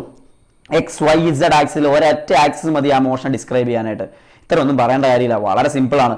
നിങ്ങൾ ഒരു നൂല് കെട്ടിയിട്ട്, ഒരു ട്രെയിൻ കെട്ടിയിട്ട് ഇങ്ങനെ 2 കമ്പിൽ ഇങ്ങനെ കെട്ടി നിർത്തിയിരിക്കുന്നു. ഓക്കെ, ഒരു നൂല് വലിച്ച് കെട്ടി നിർത്തിയിരിക്കുക. നിങ്ങൾ ഇതിൻ്റെ സെൻറ്ററിൽ ഒരു ഉറുമ്പിനെ കൊണ്ടങ്ങ് വിട്ടു. ഓക്കെ, ഒരു ഉറുമ്പിനെ കൊണ്ട് വിട്ടു. ഈ ഉറുമ്പിനെ എങ്ങോട്ടൊക്കെ മൂവ് ചെയ്യാം? ഒന്നെങ്കിൽ ഇങ്ങോട്ട് അല്ലെങ്കിൽ ഇങ്ങോട്ട്. ആ സ്ട്രെയിറ്റ് ലൈനിൽ അതിന് അങ്ങോട്ടും ഇങ്ങോട്ടും മൂവ് ചെയ്യാൻ പറ്റും. അതിൻ്റെ മോഷൻ ഒരൊറ്റ സ്ട്രെയിറ്റ് ലൈനിൽ മാത്രമേ ഉള്ളൂ. അപ്പോൾ ഒരൊറ്റ ലൈനിലുള്ള മോഷനെയാണ് 1 ഡയമെൻഷണൽ മോഷൻ എന്ന് വിളിക്കുന്നത്. Motion of the object is said to be 1 dimensional if only one of 3 coordinate is required to specify with respect to time. അതായത് എക്സ് വൈ ഇസഡ് ആക്സിൽ ഏതെങ്കിലും ഒരെണ്ണം മതി നമുക്കത് പറയാനായിട്ട്, ആ മോഷൻ പറയാനായിട്ട്. അങ്ങനെയാണെങ്കിൽ അത് 1 ഡയമെൻഷണൽ ആണ്. അതിനെ നമുക്ക് rectilinear motion, straight line motion, rectilinear motion, linear motion, 1 dimensional motion, ഇതെല്ലാം ഒരാൾ തന്നെയാണ്. അപ്പോൾ റെക്റ്റിലീനിയർ മോഷൻ എന്ന് പറഞ്ഞാൽ 1 ഡയമെൻഷനിലുള്ള മോഷനെയാണ്, സ്ട്രെയിറ്റ് ലൈൻ മോഷനെയാണ് പറയുക. അതിനൊരൊറ്റ ആക്സിസ് മതി, ഒരൊറ്റ ലൈനിൽ കൂടി അങ്ങോട്ടും ഇങ്ങോട്ടും മൂവ് ചെയ്യാൻ മാത്രമേ ആൾക്ക് പറ്റുള്ളൂ. ഉറുമ്പിനെ ഓർത്തിരുന്നാൽ മതി. ഒരു നൂലിൻ്റെ മുകളിലൂടെ വലിച്ചു കെട്ടിയ നൂലിൻ്റെ മുകളിൽ കൂടി ഒരു ഉറുമ്പ് മൂവ് ചെയ്യുന്നത്, ഒരു തേങ്ങ താഴേക്ക് വീഴുന്നത് നേരെയല്ലേ? ലിഫ്റ്റിന്റെ മൂവ്മെന്റ് അങ്ങോട്ടും ഇങ്ങോട്ടും സ്ട്രെയിറ്റ് ലൈനിലല്ലേ? ഒരു 100 മീറ്റർ ഓട്ടത്തിനകത്ത് പങ്കെടുക്കുന്ന സമയത്ത്, ആ റേസ് പങ്കെടുക്കുന്ന സമയത്ത് നിങ്ങൾ അങ്ങോട്ട് ഓടുന്നത് സ്ട്രെയിറ്റ് ലൈനിലാണെങ്കിലല്ലേ പെട്ടെന്ന് എത്താൻ പറ്റുള്ളൂ. ഇതെല്ലാം സ്ട്രെയിറ്റ് ലൈൻ മോഷനാണ്. അതിൻ്റെ തന്നെ മറ്റൊരു പേരാണ് rectilinear motion. Object moves in straight line, അതാണ് 1 ഡയമെൻഷണൽ മോഷൻ എന്ന് പറയുന്നത്. ഇനി ഇതാ train moving in a straight track, man walking in A narrow level road, നേരെയുള്ള റോഡിലൂടെ ഒരു മനുഷ്യൻ നടക്കുന്നു. ഒരു സ്ട്രെയിറ്റ് ആയിട്ടുള്ള റെയിൽവേ ട്രാക്കിലൂടെ ട്രെയിൻ പോകുന്നു. ഇതെല്ലാം നമുക്ക് സ്ട്രെയിറ്റ് ലൈൻ മോഷൻ എക്സാമ്പിൾ ആയിട്ട് എടുക്കാം. അടുത്ത 2 ഡയമെൻഷണൽ മോഷൻ എന്ന് പറഞ്ഞാൽ എന്താ? അവിടെ നേരത്തെ പറഞ്ഞ ഐഡിയ വെച്ച് തന്നെ നിങ്ങൾക്ക് ഓർത്തിരിക്കാൻ പറ്റും. 2 ആക്സിസുകൾ വേണം. എക്സിന്റെ കൂടെ വൈ ആക്സിസ് കൂടി വരും 2 ഡയമെൻഷനിൽ. അതായത് ഇതേ ഉറുമ്പിനെ എടുത്തിട്ട് നിങ്ങളൊരു മേശപ്പുറത്തേക്ക് കൊണ്ടുവിട്ടാൽ ആ മേശയുടെ ഇതിലേ വേണമെങ്കിൽ അതിന് മൂവ് ചെയ്യത്തില്ലേ? അതായത് ഇങ്ങോട്ട് മൂവ് ചെയ്യാം, ഇങ്ങോട്ട് മൂവ് ചെയ്യാം, അങ്ങോട്ട് മൂവ് ചെയ്യാം, അങ്ങോട്ട് മൂവ് ചെയ്യാം. അപ്പൊ ആ സർഫസ് ആണ്. നേരത്തെ ലൈനിലായിരുന്നു, ഇപ്പൊ അതൊരു സർഫസിലായി. 2 ഡയമെൻഷണൽ മോഷൻ, എക്സ് ആക്സിസും വൈ ആക്സിസും വന്നു, 2 ഡയമെൻഷണലായി. 2 ഡയമെൻഷൻസ് വരുമ്പോൾ അതിനെ സർഫസ് എന്ന് വിളിക്കാം. സ്ട്രെയിറ്റ് ലൈൻ മാറി ഇപ്പോൾ സർഫസ് ആയി. 2 ഡയമെൻഷണൽ ആണ്. 2 കോർഡിനേറ്റ്സേ ആവശ്യമുള്ളൂ. ഇത് പ്ലെയിനിലാണ് ഈ മോഷൻ നടക്കുന്നത്. ഒരു പ്ലെയിൻ സർഫസ് എന്ന് പറഞ്ഞാൽ മനസ്സിലായല്ലോ. പ്ലെയിൻ എക്സ് വൈ ആക്സുകൾ ചേർന്നിട്ട് ഒരു പ്ലെയിൻ ക്രിയേറ്റ് ചെയ്തു. അതിൻ്റെ മുകളിൽ കൂടി എതിലേ വേണമെങ്കിലും നമ്മൾ നേരത്തെ പറഞ്ഞ ഉറുമ്പിന് സഞ്ചരിക്കാൻ പറ്റും. അപ്പോൾ അത് 2 ഡയമെൻഷണൽ മോഷനായി. എക്സാമ്പിൾ നോക്കിയേ, ആ ഒരു മൂവിങ് ഓൺ എ ഫ്ലോർ, ഒരു and moving on A floor. നമ്മളിപ്പോൾ പറഞ്ഞ പോലെ തന്നെ ഒരു മേശയുടെ മുകളിൽ വിട്ടാലും ഒരു തറയിൽ വിട്ടാലും ഒക്കെ അതിന് ഇഷ്ടമുള്ള പോലെ നടക്കാം. ഒരു ബില്ലിയാർഡ് ബോളിൻ്റെ മൂവിങ്, അല്ലെങ്കിൽ ഒരു കായലിൻ്റെ മുകളിൽ കൂടി ഒരു ബോട്ട് മൂവ് ചെയ്യുന്നത്, അങ്ങോട്ടും ഇങ്ങോട്ടൊക്കെ മൂവ് ചെയ്യാം. ഇതെല്ലാം 2 ഡയമെൻഷണൽ മോഷനാണ്. കൂടിയ 2 ഡയമെൻഷണൽ മോഷൻസിനെ കുറിച്ചൊക്കെ നമ്മൾ ഇതിൻ്റെ അടുത്ത 3rd ചാപ്റ്ററിൽ എത്തുമ്പോഴത്തേക്കും ഡീറ്റെയിൽ ആയിട്ട് പഠിക്കുന്നുണ്ട്. അടുത്തത് 3 ഡയമെൻഷണലാണ്. അപ്പോൾ എന്താ? ആദ്യം ഒറ്റ എക്സ് ആക്സ് മാത്രം മതിയായിരുന്നു. പിന്നെ ഇത് രണ്ടും കൂടി ചേർന്നിട്ടുള്ള ഒരു പ്ലെയിൻ വന്നു, വൈ ആക്സ്. ഇനി വരാൻ പോകുന്ന ഇസഡ് ആക്സിസാണ്. ഇസഡ് ആക്സിസ്, എക്സ് ആക്സ് ഉണ്ട്, വൈ ആക്സ് ഉണ്ട്, ഇസഡ് ആക്സ് ഉണ്ട്. അതായത് 3 ആക്സിസുകൾ ആവശ്യമായിട്ട് വരും. ഇങ്ങനെയുള്ളതിനെയാണ് നമ്മൾ സ്പേസിലാണ് മോഷൻ നടക്കുന്നത് പറയുന്നത്. അതായത് നേരത്തെ പറഞ്ഞ ഉറുമ്പിനെ തന്നെ ഓർത്താൽ മതി. ആദ്യം ഉറുമ്പിനെ ഒരു ലൈനിലാണ് വിട്ടിരുന്നത് അല്ലേ? ഒരു നൂലിൻ്റെ മുകളിൽ കൂടിയായിരുന്നു. പിന്നെ അതിനെ എടുത്തിട്ട് ഒരു മേശയുടെ പുറത്തോ അല്ലെങ്കിൽ ഒരു ഫ്ലോറിലോ വെച്ചു. ഇനി നിങ്ങൾ ചില ഈവനിങ്ങിലൊക്കെ ഈയലുകൾ വരുന്നുണ്ടല്ലേ, ചെതലിൻ എന്നൊക്കെ പറയുന്ന സാധനത്തിൻ്റെ ആദ്യത്തെ ഫോമാണ്. അല്ലെങ്കിൽ അവർക്ക് ചിറകുണ്ട്, കുറച്ച് നേരത്തിന് ചിറകുള്ള ഉറുമ്പുകളുണ്ടല്ലേ. അപ്പോൾ ഉറുമ്പിന് ചിറക് കിട്ടിയാൽ എന്തായിരിക്കും? ഈ നൂലിൽ കൊണ്ട് വെച്ചാൽ അവനവിടെ നിൽക്കോ? ഇല്ല. അല്ലെ, തറയിൽ നിൽക്കുന്ന സമയത്ത്, മടുക്കുന്ന സമയത്ത് അവൻ എന്ത് ചെയ്യാൻ പറ്റും? പറന്ന് മുകളിലോട്ട് പോകാൻ പറ്റും അല്ലേ? അപ്പം അങ്ങോട്ടും പോവാം, ഇങ്ങോട്ടും പോവാം, അങ്ങോട്ടും പോവാം, ഇങ്ങോട്ടും പോവാം, മുകളിലോട്ടും പോവാം, താഴോട്ടും പോവാം. അപ്പം അത്തരത്തിൽ 3 ഡയറക്ഷനിലും പോകാനായിട്ട്, അല്ലെങ്കിൽ 3 ഡയമെൻഷനിലും പോകാനായിട്ട് വരുമ്പോൾ ആ 3 ഡയമെൻഷനിലോട് ചേർന്ന് നമുക്ക് പറയാം സ്പേസിൽ എവിടെ വേണമെങ്കിലും അതിന് പോയി, ഈ റൂമിൽ എവിടെ വേണമെങ്കിലും പറന്ന് നടന്ന് കളിക്കാനായിട്ട് ആ ഉറുമ്പിന് പറ്റും. അപ്പം 3 ഡയമെൻഷനായി, സ്പേസിലാണ്. മറ്റേ സ്ട്രെയിറ്റ് ലൈനിൽ, രണ്ടാമത്തത് പ്ലെയിനിൽ, ഇപ്പം സ്പേസിൽ. അപ്പം 3 ആക്സിസുകൾ ആവശ്യമാണ്. എക്സ്, വൈ, ഇസഡ് ആക്സിസുകൾ ആവശ്യമാണ്. ഒരു എയറോപ്ലെയിൻ അല്ലെങ്കിൽ ഒരു പക്ഷി പറക്കുന്നു, ഒരു പട്ടം പറത്തുന്നു, ഇതൊക്കെ നമുക്ക് 3 ഡയമെൻഷനായിട്ട് പറയാൻ പറ്റും. ഇത്രയും ബേസിക് ഐഡിയ ആദ്യം ഉണ്ടായിരിക്കണം മോഷനെ കുറിച്ച് പഠിക്കണമെങ്കിൽ. ഇതൊക്കെ കേട്ട് പരിചയം ഉണ്ടായിരിക്കണം. നേരെ ചെന്നിട്ട് ഇൻസ്റ്റന്റീനിയസ് വെലോസിറ്റി എന്ന് പറയുന്ന ഒരു ഫസ്റ്റ് ടൈറ്റിലേക്ക് പോയി കഴിഞ്ഞാൽ ചിലപ്പോൾ നിങ്ങൾക്ക് കാര്യം പിടികിട്ടാണ്ട് പോകും ടെക്സ്റ്റ് ബുക്കിൽ നിന്ന്. അപ്പം motion in a straight line എന്ന് പറയുന്ന ചാപ്റ്ററിലേക്ക് വരുമ്പോൾ ആദ്യം നിങ്ങൾ ഇനി അറിഞ്ഞിരിക്കേണ്ടത് ഡിസ്റ്റൻസിനെ കുറിച്ചും ഡിസ്പ്ലേസ്മെന്റിനെ കുറിച്ചുമാണ്. ഡിസ്റ്റൻസ് എന്ന് പറഞ്ഞാൽ എന്താണ്? നിങ്ങൾ ചെറിയ ക്ലാസ്സുകളിൽ പഠിച്ചതാ.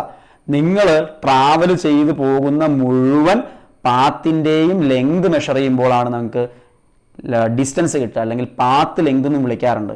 അതായത് ഒരു ബോഡി ട്രാവൽ ചെയ്ത മുഴുവൻ പാത്തിൻ്റെയും ലെങ്ത് മെഷർ ചെയ്താലാണ് നിങ്ങൾക്ക് ഡിസ്റ്റൻസ് കിട്ടുക. ഇപ്പോൾ നിങ്ങൾ സ്റ്റാർട്ട് ചെയ്യുന്നു നിങ്ങളുടെ വീട്ടിൽ നിന്ന്, നിങ്ങളുടെ എവിടെയാണ് നിങ്ങളുടെ സ്കൂളിലേക്ക് എത്തി. ഓക്കെ, നിങ്ങളുടെ സ്കൂളിലേക്ക് എത്തി. അതിനുശേഷം നിങ്ങൾ തിരിച്ച് നിങ്ങളുടെ പ്ലേ ഗ്രൗണ്ടിലേക്ക് വന്നു. ഇങ്ങനെ പോകുമ്പോൾ ഇവിടെ ഒരു 200 മീറ്റർ ആദ്യം നിങ്ങൾക്ക് വീട്ടിൽ നിന്ന് സ്കൂളിലേക്ക് പോകണം. അത് കഴിഞ്ഞ് തിരിച്ചു വരുന്ന ഒരു കളിയൊക്കെ കളിച്ചാൽ, ഒരു ക്രിക്കറ്റിലേക്ക് കളിക്കാം അല്ലെങ്കിൽ ഫുട്ബോൾ കളിക്കാമെന്ന് വിചാരിച്ചിട്ട് ഇവിടെ ഒരു 400 മീറ്റർ നിങ്ങൾ ആ പ്ലേ ഗ്രൗണ്ടിലോട്ട് വന്നു. അത് കഴിഞ്ഞിട്ടാണ് നിങ്ങൾ വീട്ടിലേക്ക് തിരിച്ചു വരുന്നത്. ഓക്കെ, പ്ലേ ഗ്രൗണ്ടിൽ നിന്ന് വീട്ടിലേക്ക് ഒരു 800 മീറ്റർ ഉണ്ടെന്ന് വിചാരിക്കുക.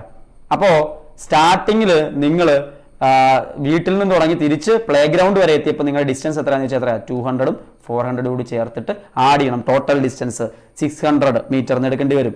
ദെൻ അവിടുന്ന് വീണ്ടും ഒരു 800 മീറ്റർ കറങ്ങിയാണ് നിങ്ങൾ വീട്ടിലേക്ക് എത്തുന്നത്.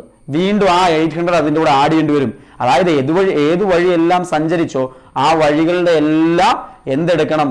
ടോട്ടൽ പാത്ത് ലെങ്ത് മെഷർ ചെയ്തിട്ട് അത് മുഴുവൻ ആഡ് ചെയ്താൽ മാത്രമാണ് length of actual path initial and final പൊസിഷനിലെ മുഴുവൻ പാത്തിൻ്റെ ലെങ്ത് മെഷർ ചെയ്യുമ്പോഴാണ് നിങ്ങൾക്ക് ഡിസ്റ്റൻസ് കിട്ടുക.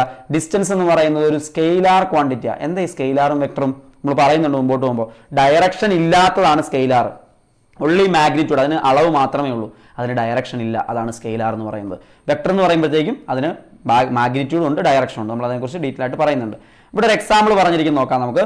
ഇവിടെ ഒരു എക്സാമ്പിൾ പറയുന്നുണ്ട്, നോക്കിയോ. ഒരാൾ ട്രാവൽ ചെയ്യാണ്. ഓക്കെ, നിങ്ങളാണെന്ന് വിചാരിച്ചോളൂ. ഒരാൾ ട്രാവൽ ചെയ്തു. അയാൾ പോയത് 5 കിലോമീറ്റർ ആണ് ആദ്യം. പിന്നെ അവിടുന്ന് വേറൊരു ഡയറക്ഷനിലേക്ക് പോയിട്ട് ഇവിടെ ഡയറക്ഷൻ കാണിച്ചിട്ടുണ്ട്, 2 കിലോമീറ്റർ ട്രാവൽ ചെയ്തു. അപ്പോൾ അയാളുടെ ടോട്ടൽ ഡിസ്റ്റൻസ് എത്രയാണെന്ന് നിങ്ങളൊന്ന് കാൽക്കുലേറ്റ് ചെയ്തേ. എത്ര കിട്ടും? ആ മുഴുവൻ പാത്തും മെഷർ ചെയ്യണം അല്ലേ? അത് എത്രയാ? ആ 7 കിലോമീറ്റർ ആണ്. 5 കിലോമീറ്റർ 2 കിലോമീറ്റർ രണ്ടും കൂടി ആഡ് ചെയ്ത് ടോട്ടൽ പാത്ത് ലെങ്ത് എടുക്കുമ്പോഴാണ് നിങ്ങൾക്ക് ഡിസ്റ്റൻസ് കണ്ടുപിടിക്കാനായിട്ട് സാധിക്കുക. ഇനി അതേ മനുഷ്യൻ നോക്കിയോ, ആദ്യം ഒരു ട്രാവൽ നടത്തിക്കൊണ്ടിരിക്കുന്നു. അത് 5 കിലോമീറ്റർ ആയിരുന്നു. തിരിച്ച് മടുത്തു, എന്നാൽ തിരിച്ച് വീട്ടിൽ പോകാമെന്ന് വിചാരിച്ചിട്ട് അയാൾ തിരിച്ച് അതേ പാത്തിൽ തന്നെ തിരിച്ച് സ്റ്റാർട്ടിംഗ് പോയിന്റിലേക്ക് തിരിച്ചു വന്നു. അയാളുടെ ടോട്ടൽ ഡിസ്റ്റൻസ് എത്രയാ? നിങ്ങൾ മനസ്സിലൊരു ഉത്തരം കണ്ടുപിടിക്കുക. ദെൻ ആലോചിച്ച് നോക്കിയേ, ഏതാണ് ശരിയായിട്ടുള്ള ഉത്തരം? ആദ്യം ഒരു 5 കിലോമീറ്റർ പോയി, പിന്നെ തിരിച്ചൊരു 5 കിലോമീറ്റർ വന്നു. അങ്ങനെ ഡിസ്റ്റൻസ് മൊത്തത്തിൽ 10 കിലോമീറ്റർ ആയി. രണ്ടുകൂടി കൂട്ടി 10 കിലോമീറ്റർ. അപ്പം പോയ വഴി മുഴുവൻ അളന്നു നോക്കി ടോട്ടൽ ഡിസ്റ്റൻസ് എടുത്താൽ മാത്രമാണ് നിങ്ങൾക്ക്, അല്ലെങ്കിൽ ടോട്ടൽ പാത്തിന്റെ ലെങ്ത് എടുത്താൽ മാത്രമാണ് നിങ്ങൾക്ക് ഡിസ്റ്റൻസ് കണ്ടുപിടിക്കാനായിട്ട് സാധിക്കുക. ഇനി ഡിസ്പ്ലേസ്മെന്റിലേക്ക് വന്നു കഴിഞ്ഞാലോ, ഡിസ്പ്ലേസ്മെന്റ് എന്ന് പറയുന്നത് ഡിസ്റ്റൻസിൽ നിന്ന് വ്യത്യാസമാണ്. അതിന് ഡയറക്ഷൻ കൂടിയുണ്ട്. അതായത് സ്റ്റാർട്ടിംഗ് പോയിന്റിൽ നിന്ന്, നിങ്ങളുടെ വീടായിരുന്നു സ്റ്റാർട്ടിംഗ് പോയിന്റ്, എൻ പോയിന്റിലേക്ക് എത്തി. ഓക്കെ, അവിടുത്തെ സ്ട്രെയിറ്റ് ലൈൻ ഡിസ്റ്റൻസ്, ഇപ്പോൾ നേരത്തെ പറഞ്ഞ എക്സാമ്പിൾ ആണെങ്കിൽ നിങ്ങളുടെ സ്കൂള്, അത് കഴിഞ്ഞ് ഗ്രൗണ്ട് ഇവിടെ ഉണ്ട്. അപ്പോൾ ഇവിടെ 200 400 മീറ്റർ ഒക്കെ ആണെന്ന് പറഞ്ഞു. ഇവിടുന്ന് ഒരു സ്ട്രെയിറ്റ് ലൈൻ ഇങ്ങോട്ട് വരച്ച് നോക്കിക്കഴിഞ്ഞാൽ 100 മീറ്റർ ഉള്ളെന്ന് വിചാരിക്കാം. അപ്പം നിങ്ങൾ വീട്ടിൽ നിന്ന് ഹോമിൽ നിന്നും 200 മീറ്റർ ട്രാവൽ ചെയ്ത് സ്കൂളിലെത്തി. ദെൻ അവിടുന്ന് 400 മീറ്റർ ട്രാവൽ ചെയ്ത് ഗ്രൗണ്ടിലെത്തി. അപ്പോൾ 600 മീറ്റർ ആണ് നിങ്ങളുടെ ഡിസ്റ്റൻസ് എന്ന് പറഞ്ഞു. നിങ്ങളുടെ ഡിസ്പ്ലേസ്മെന്റ് എത്രയാണെന്നറിയോ? നിങ്ങളുടെ സ്റ്റാർട്ടിംഗ് പോയിന്റ് വീട്ടിൽ നിന്നും ഗ്രൗണ്ടിലേക്കുള്ള ഡിസ്പ്ലേസ്മെന്റ് നോക്കണമെങ്കിൽ അവിടുത്തെ shortest distance, I repeat, shortest distance അല്ലെങ്കിൽ straight line distance between the initial and final point കണ്ടുപിടിക്കണം. അപ്പോൾ സ്റ്റാർട്ടിംഗ് പോയിന്റ് വീടാണ്, എൻ പോയിന്റ് ഗ്രൗണ്ട് ആണ്. അവിടുന്ന് സ്ട്രെയിറ്റ് ആയിട്ടൊരു ലൈൻ വരച്ചാൽ 100 മീറ്റർ ദൂരമേ ഉള്ളൂ. അപ്പോൾ ഏത് വഴി പോയാലും സാരമില്ല, എവിടെ വഴി വന്നാലും തിരിച്ച് എവിടെ എത്തിയാലും നിങ്ങൾ വീട്ടിൽ നിന്ന് ഗ്രൗണ്ടിൽ എത്തുമ്പോൾ നിങ്ങളുടെ ഡിസ്പ്ലേസ്മെന്റ് എന്ന് പറയുന്നത് 100 മീറ്റർ തന്നെയായിരിക്കും. ബിക്കോസ് അവിടുത്തെ സ്ട്രെയിറ്റ് ലൈൻ ഡിസ്റ്റൻസ് 100 മീറ്റർ ആണ്. അതിന് മാറ്റം ഉണ്ടാവുന്നില്ല. ഇതാണ് സിമ്പിൾ ആയിട്ട് പറഞ്ഞാൽ അവർ തമ്മിലുള്ള വ്യത്യാസം എന്ന് പറയുന്നത്. അപ്പോൾ നോക്കൂ, ഇറ്റ്സ് എ വെക്റ്റർ ക്വാണ്ടിറ്റി. അതിന് കൃത്യമായിട്ടുള്ള ഡയറക്ഷൻ ഉണ്ട്. അത് എന്തുകൊണ്ടാണെന്ന് ഞാൻ പറയാം. അപ്പോൾ നേരത്തെ എക്സാമ്പിൾ തന്നെ നോക്കാം നമുക്ക്. നിങ്ങൾ 5 കിലോമീറ്റർ ട്രാവൽ ചെയ്ത് ഒരു ഡയറക്ഷനിൽ ഇങ്ങനെ പൊയ്ക്കൊണ്ടിരിക്കുന്നു. അവിടുന്ന് തിരിച്ച് നിങ്ങൾ ഒരു 2 കിലോമീറ്റർ കൂടി ട്രാവൽ ചെയ്ത് വേറൊരു ഡയറക്ഷനിലേക്ക് തിരിഞ്ഞു പോയി. നിങ്ങളുടെ ഡിസ്റ്റൻസ് എത്രയായിരുന്നു? 7 കിലോമീറ്റർ ആയിരുന്നു. ബട്ട് നിങ്ങളുടെ ഡിസ്പ്ലേസ്മെന്റ് എത്രയാ? ആലോചിച്ച് നോക്കിയാൽ പഴയ 9th പഠിച്ചാലും ഓർക്കുന്നുണ്ടോ? ഡിസ്പ്ലേസ്മെന്റ് എത്രയായിരിക്കും? അത് കണ്ടുപിടിക്കണം. ഇതാ ഈ സ്ട്രെയിറ്റ് ലൈൻ, ഇവിടെ സ്റ്റാർട്ടിംഗ് പോയിന്റ്, ഇവിടെ എൻ പോയിന്റ്, കണ്ടോ? അവിടെ നിന്നുള്ള സ്ട്രെയിറ്റ് ലൈൻ കറക്റ്റ് ആ ഡയറക്ഷനിലോട്ട് വരയ്ക്കണം.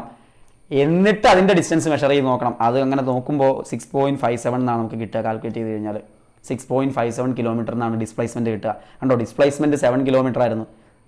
സോറി, ഡിസ്റ്റൻസ് 7 കിലോമീറ്റർ ആയിരുന്നു. ഡിസ്റ്റൻസ് 7 കിലോമീറ്റർ ആയിരുന്നു. ഡിസ്പ്ലേസ്മെന്റ് എന്ന് പറയുന്നത് 6.57 കിലോമീറ്ററേ ഉള്ളൂ. So shortest distance between initial and final point അല്ലെങ്കിൽ ഇനീഷ്യൽ ആൻഡ് ഫൈനൽ പൊസിഷൻ, അതിനെയാണ് നമ്മൾ ഡിസ്പ്ലേസ്മെന്റ് എന്ന് വിളിക്കുക. ഇത് അടുത്ത രണ്ടാമത്തെ എക്സാമ്പിൾ ഒന്ന് ആലോചിച്ചോണേ. ഇതിന് കൃത്യമായിട്ട് നിങ്ങളുടെ മനസ്സിൽ ഉത്തരം കിട്ടിയാൽ നിങ്ങൾ ഓക്കെയാണ്, സെറ്റാണ്, അടുത്ത ലെവലിലേക്ക് നമുക്ക് പോകാം, +1 നമുക്ക് കയറാം.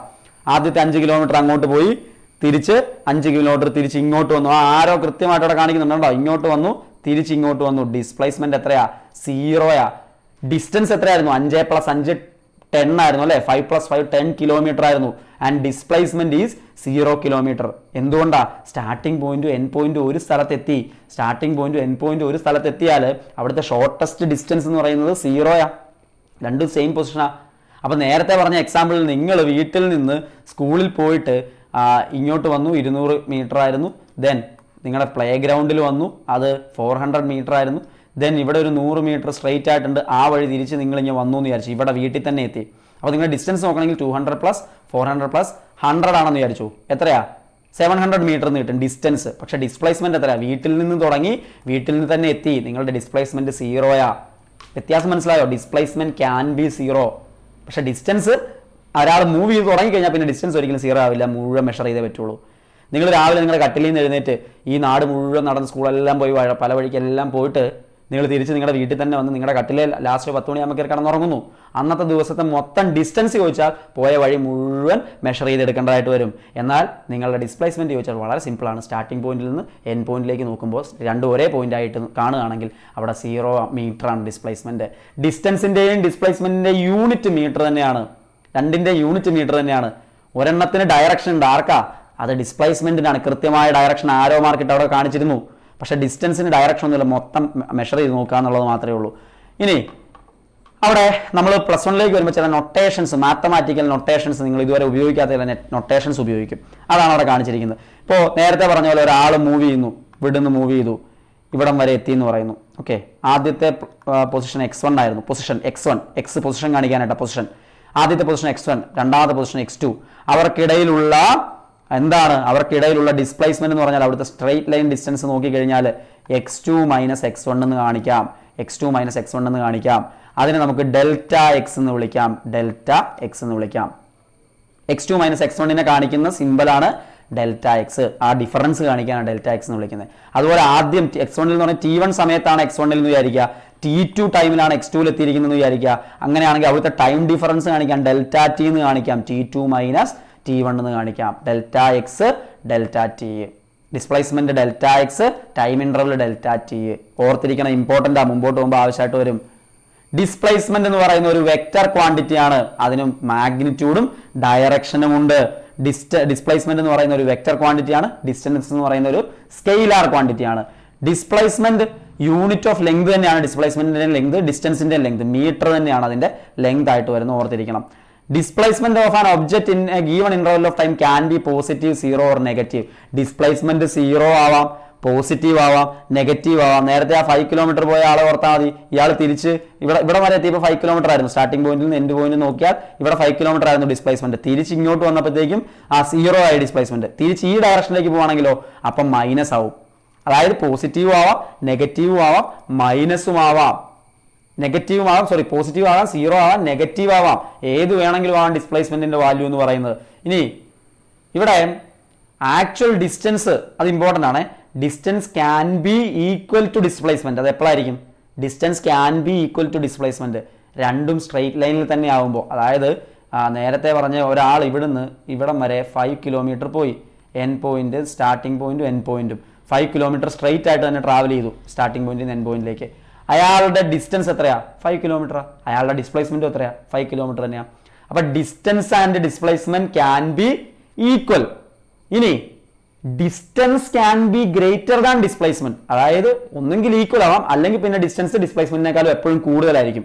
വളരെ പ്രധാനമായിട്ട് ഓർത്തിരിക്കേണ്ട ഒരു പോയിന്റ്, ഡിസ്പ്ലേസ്മെന്റ് ഒരിക്കലും ഡിസ്റ്റൻസിനേക്കാളും കൂടില്ല.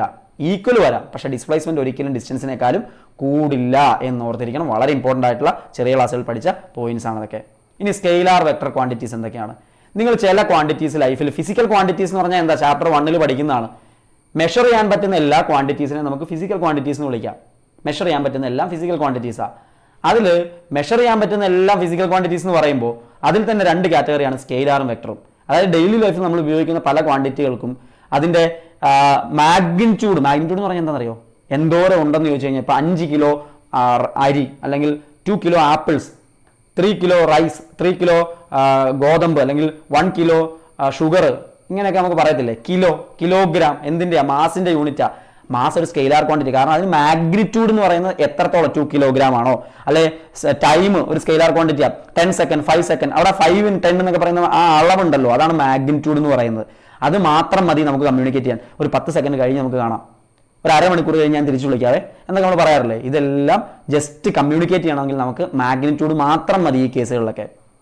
പക്ഷേ എല്ലാ കേസിലും അങ്ങനെയല്ല. ഇപ്പം ലെങ്തിൻ്റെയോ മാസിൻ്റെയോ ടൈമിൻ്റെയോ സ്പീഡിൻ്റെയോ എനർജിയുടെയോ ഡിസ്റ്റൻസിൻ്റെ ഒക്കെ കേസിൽ ജസ്റ്റ് മാഗ്നിറ്റ്യൂഡ് എത്ര അളവുണ്ടെന്ന് മാത്രം പറഞ്ഞാൽ മതി. നിങ്ങളോട് ഒരാൾ പറയുകയാണ് ഒരു 5 കിലോ അരി മേടിച്ചുകൊണ്ടോ കടയിൽ പോയി എന്ന് പറഞ്ഞു കഴിഞ്ഞാൽ 5 കിലോയുടെ കാശ് തന്നു വിട്ട് കഴിഞ്ഞാൽ 5 കിലോയ്ക്ക് 5 കിലോ വരണം. 4 കിലോ മേടിച്ചുകൊണ്ടോ തിരിച്ചു വന്നു കഴിഞ്ഞാൽ നിങ്ങൾ 1 കിലോ മുക്കി, അല്ലെങ്കിൽ അതിൻ്റെ പൈസ മുക്കി എന്ന് അവർക്ക് മനസ്സിലാവും. അതുകൊണ്ട് 5 കിലോഗ്രാം എന്ന് പറയുന്ന അളവിന് അവിടെ ഇമ്പോർട്ടൻസ് ഉണ്ട്, അവിടെ മാഗ്നിറ്റ്യൂഡിന് മാത്രമേ ഇമ്പോർട്ടൻസ് ഉള്ളൂ. പക്ഷേ വേറൊരു സിറ്റുവേഷൻ ആലോചിച്ച് നോക്കൂ. ഞാൻ നിങ്ങളുടെ വീട്ടിലേക്ക് വരുന്ന വഴിക്ക് എൻ്റെ വണ്ടി കേടാവുന്നു, എൻ്റെ കാറ് കേടാവുന്നു. ഇപ്പോൾ 1 കിലോമീറ്റർ നിങ്ങളുടെ വീട്ടിൽ നിന്നിലേക്ക് വരുന്നതിന് മുമ്പ് 1 കിലോമീറ്റർ അപ്പുറത്ത് വെച്ചിട്ട് എൻ്റെ വണ്ടി കേടായിപ്പോയി. ഇപ്പോൾ എനിക്ക് അറിയാൻ പാടില്ലാത്ത നാടാണ്, നിങ്ങളുടെ നാടാണ്. അതുകൊണ്ട് നിങ്ങളുടെ അടുത്ത് വന്നിട്ട് ഞാൻ ഓട്ടോയൊക്കെ വിളിച്ച് വന്നു, ഊബറൊക്കെ വിളിച്ച് വന്നിട്ട് നിങ്ങളുടെ ഈ താക്കോൽ ഏൽപ്പിച്ചിട്ട് പറഞ്ഞു, നിങ്ങളുടെ നാട്ടിൽ അറിയാവുന്ന ആരെ കൊണ്ടെങ്കിലും ഒന്ന് എടുപ്പിച്ചുകൊണ്ട് പോവാ എന്ന് പറഞ്ഞിട്ട് താക്കോലൊക്കെ തന്നു. നിങ്ങൾ ഇറങ്ങി ഓടി താക്കോലുമായിട്ട് ആരെങ്കിലും കൊടുക്കാനായിട്ട്.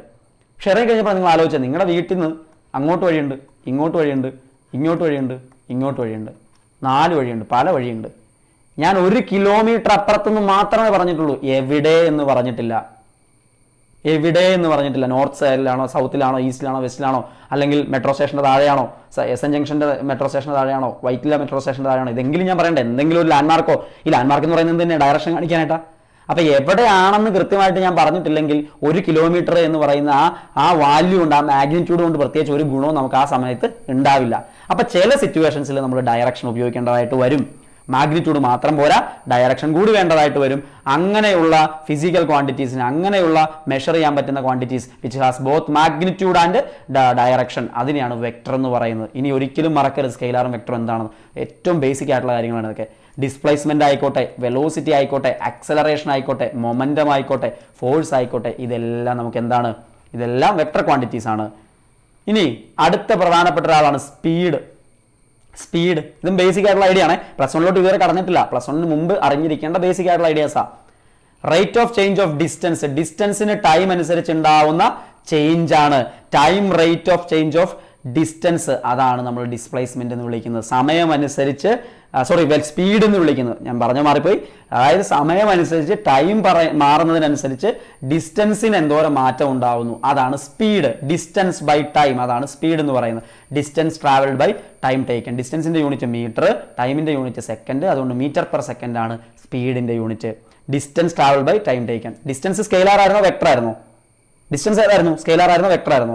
ഡിസ്റ്റൻസ് സ്കെയിലാർ ക്വാണ്ടിറ്റി ആയിരുന്നു. അതുപോലെ സ്പീഡും സ്കെയിലാർ ക്വാണ്ടിറ്റിയാണ്. ഓർത്തിരിക്കാവുന്ന സിമ്പിൾ കാര്യങ്ങളേ ഉള്ളൂ.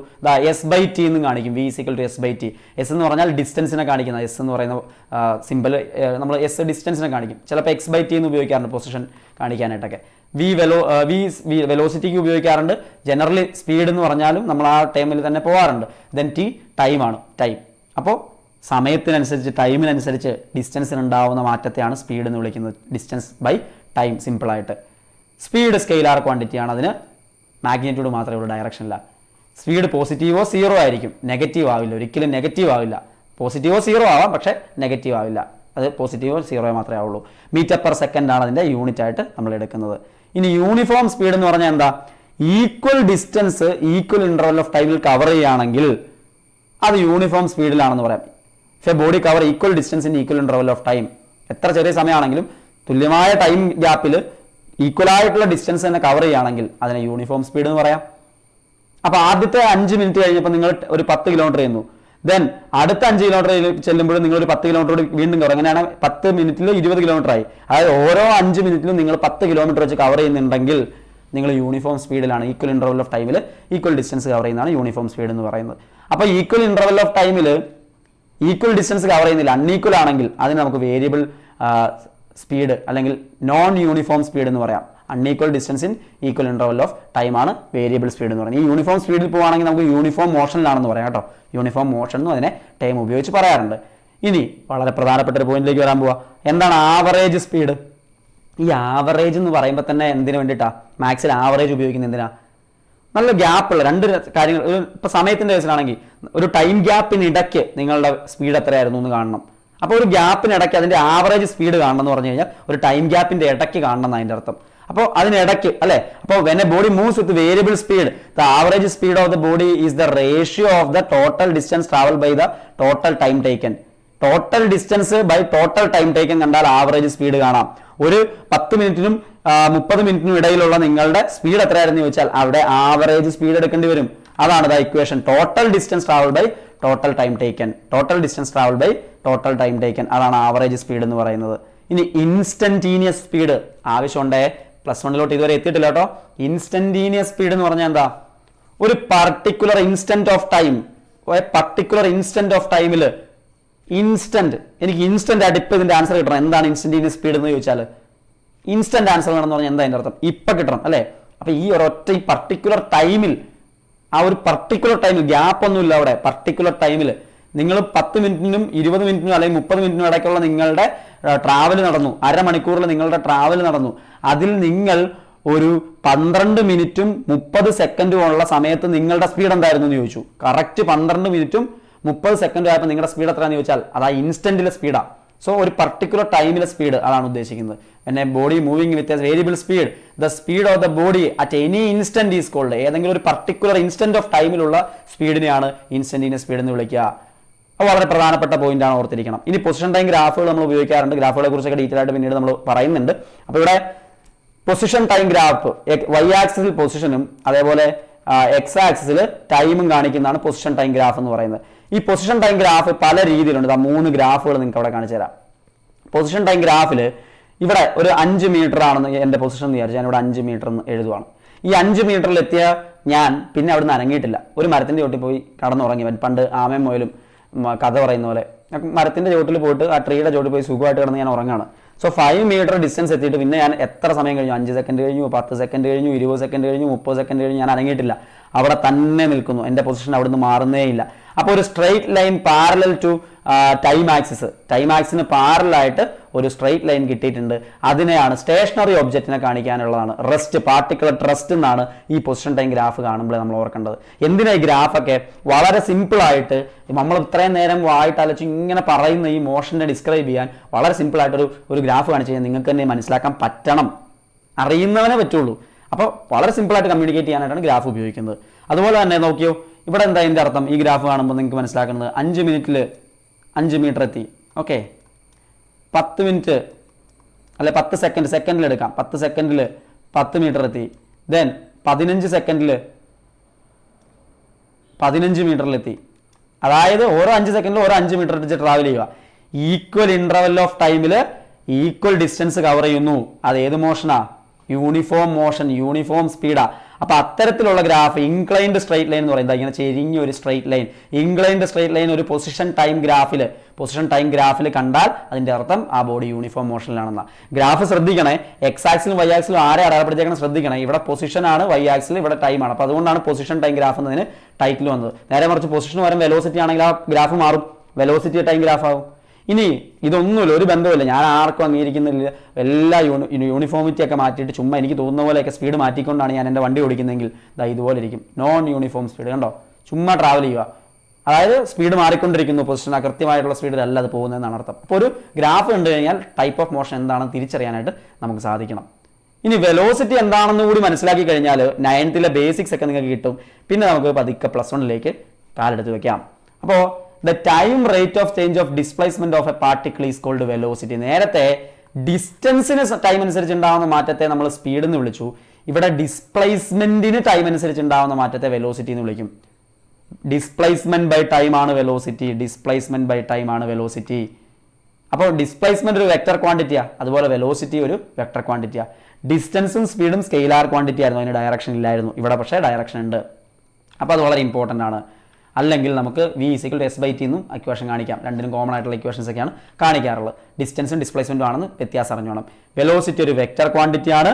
അതുപോലെ തന്നെ വെലോസിറ്റിയുടെ ഡയറക്ഷൻ വലിയ ഇമ്പോർട്ടൻസ് ഉണ്ട്. Direction of velocity is the same as the direction of displacement of a body ഡിസ്പ്ലേസ്മെന്റിന്റെ ഡയറക്ഷൻ ഏതാണോ അത് തന്നെയായിരിക്കും വെലോസിറ്റിയുടെ ഡയറക്ഷൻ.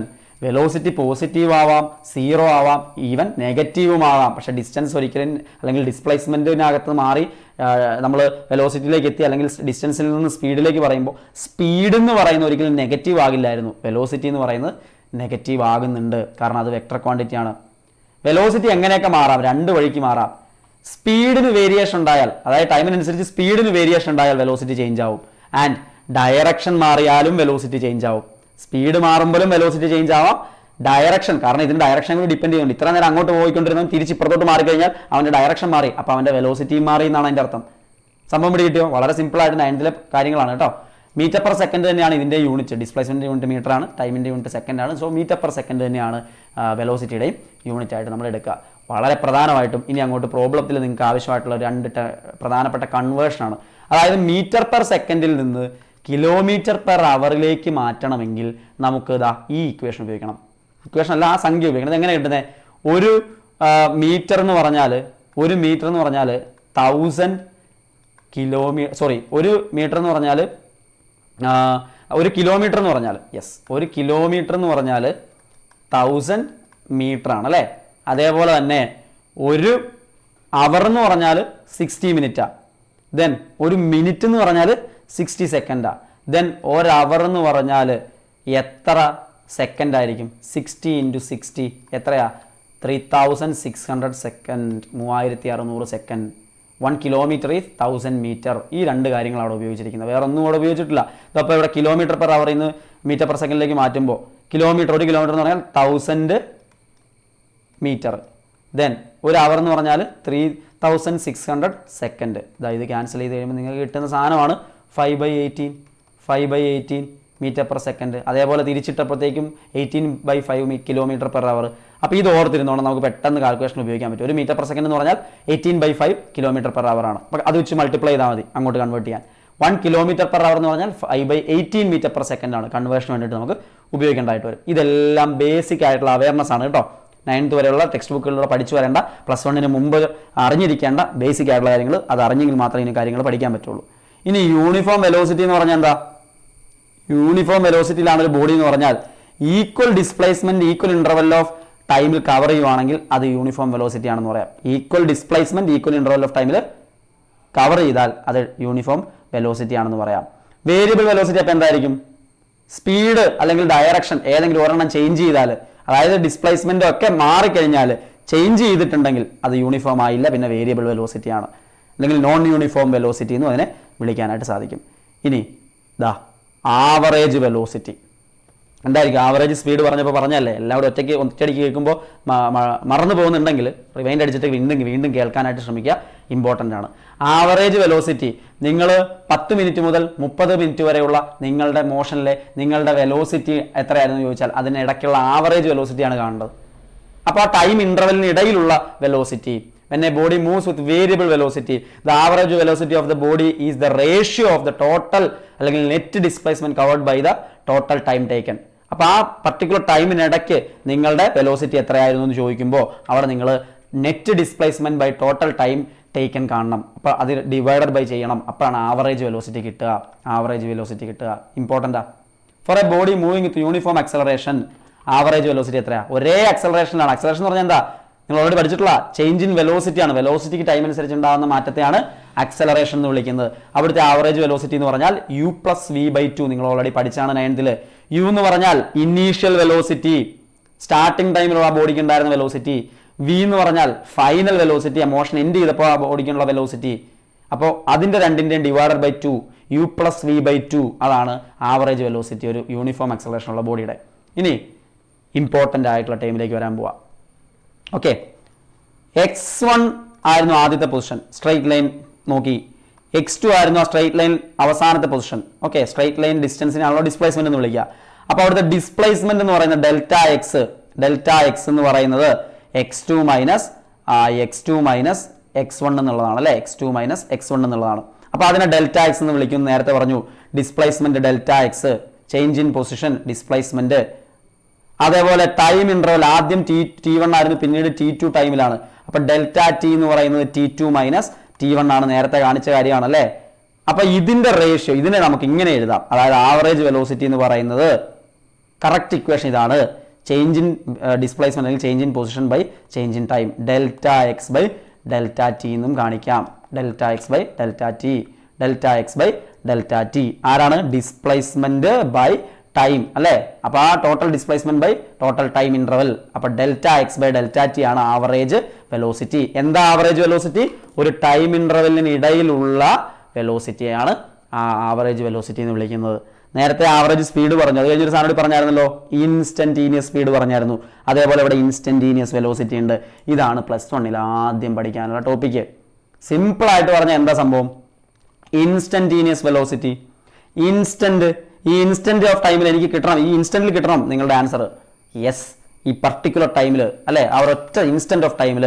ഇപ്പോൾ 10 മണിക്കും 12 മണിക്കും ഇടയ്ക്ക് 10 AM 12 PM ഇടയ്ക്ക് നിങ്ങളൊരു മോഷനിലായിരുന്നു. കറക്റ്റ് 10:30 0 സെക്കൻഡ് ടൈമിൽ, 10:30 എന്ന് പറയുന്ന എക്സാക്ട് ടൈമിൽ നിങ്ങളുടെ വെലോസിറ്റി എത്രയായിരുന്നു എനിക്കറിയണം. അതാണ് instantaneous velocity. Velocity of the body at any instant, ഒരു പർട്ടിക്കുലർ ഇൻസ്റ്റന്റിലെ വെലോസിറ്റി അറിയണം. അതാണ് ഇൻസ്റ്റന്റീനിയസ് വെലോസിറ്റി. ആവറേജ് വെലോസിറ്റി എന്താ? ഒരു ടൈം ഇന്റർവെല്ലിലെ നിങ്ങളുടെ വെലോസിറ്റി ആണ്. ക്ലിയർ അല്ലേ? ആ വ്യത്യാസം മനസ്സിലായില്ലേ? ഈ ഇൻസ്റ്റന്റീനിയസ് വെലോസിറ്റിനെ സിംപ്ലി നിങ്ങൾ വെലോസിറ്റി എന്ന് പറയുന്നത്. Velocity at a time, particular time, അതാണ് ഇൻസ്റ്റന്റീനിയസ് വെലോസിറ്റി.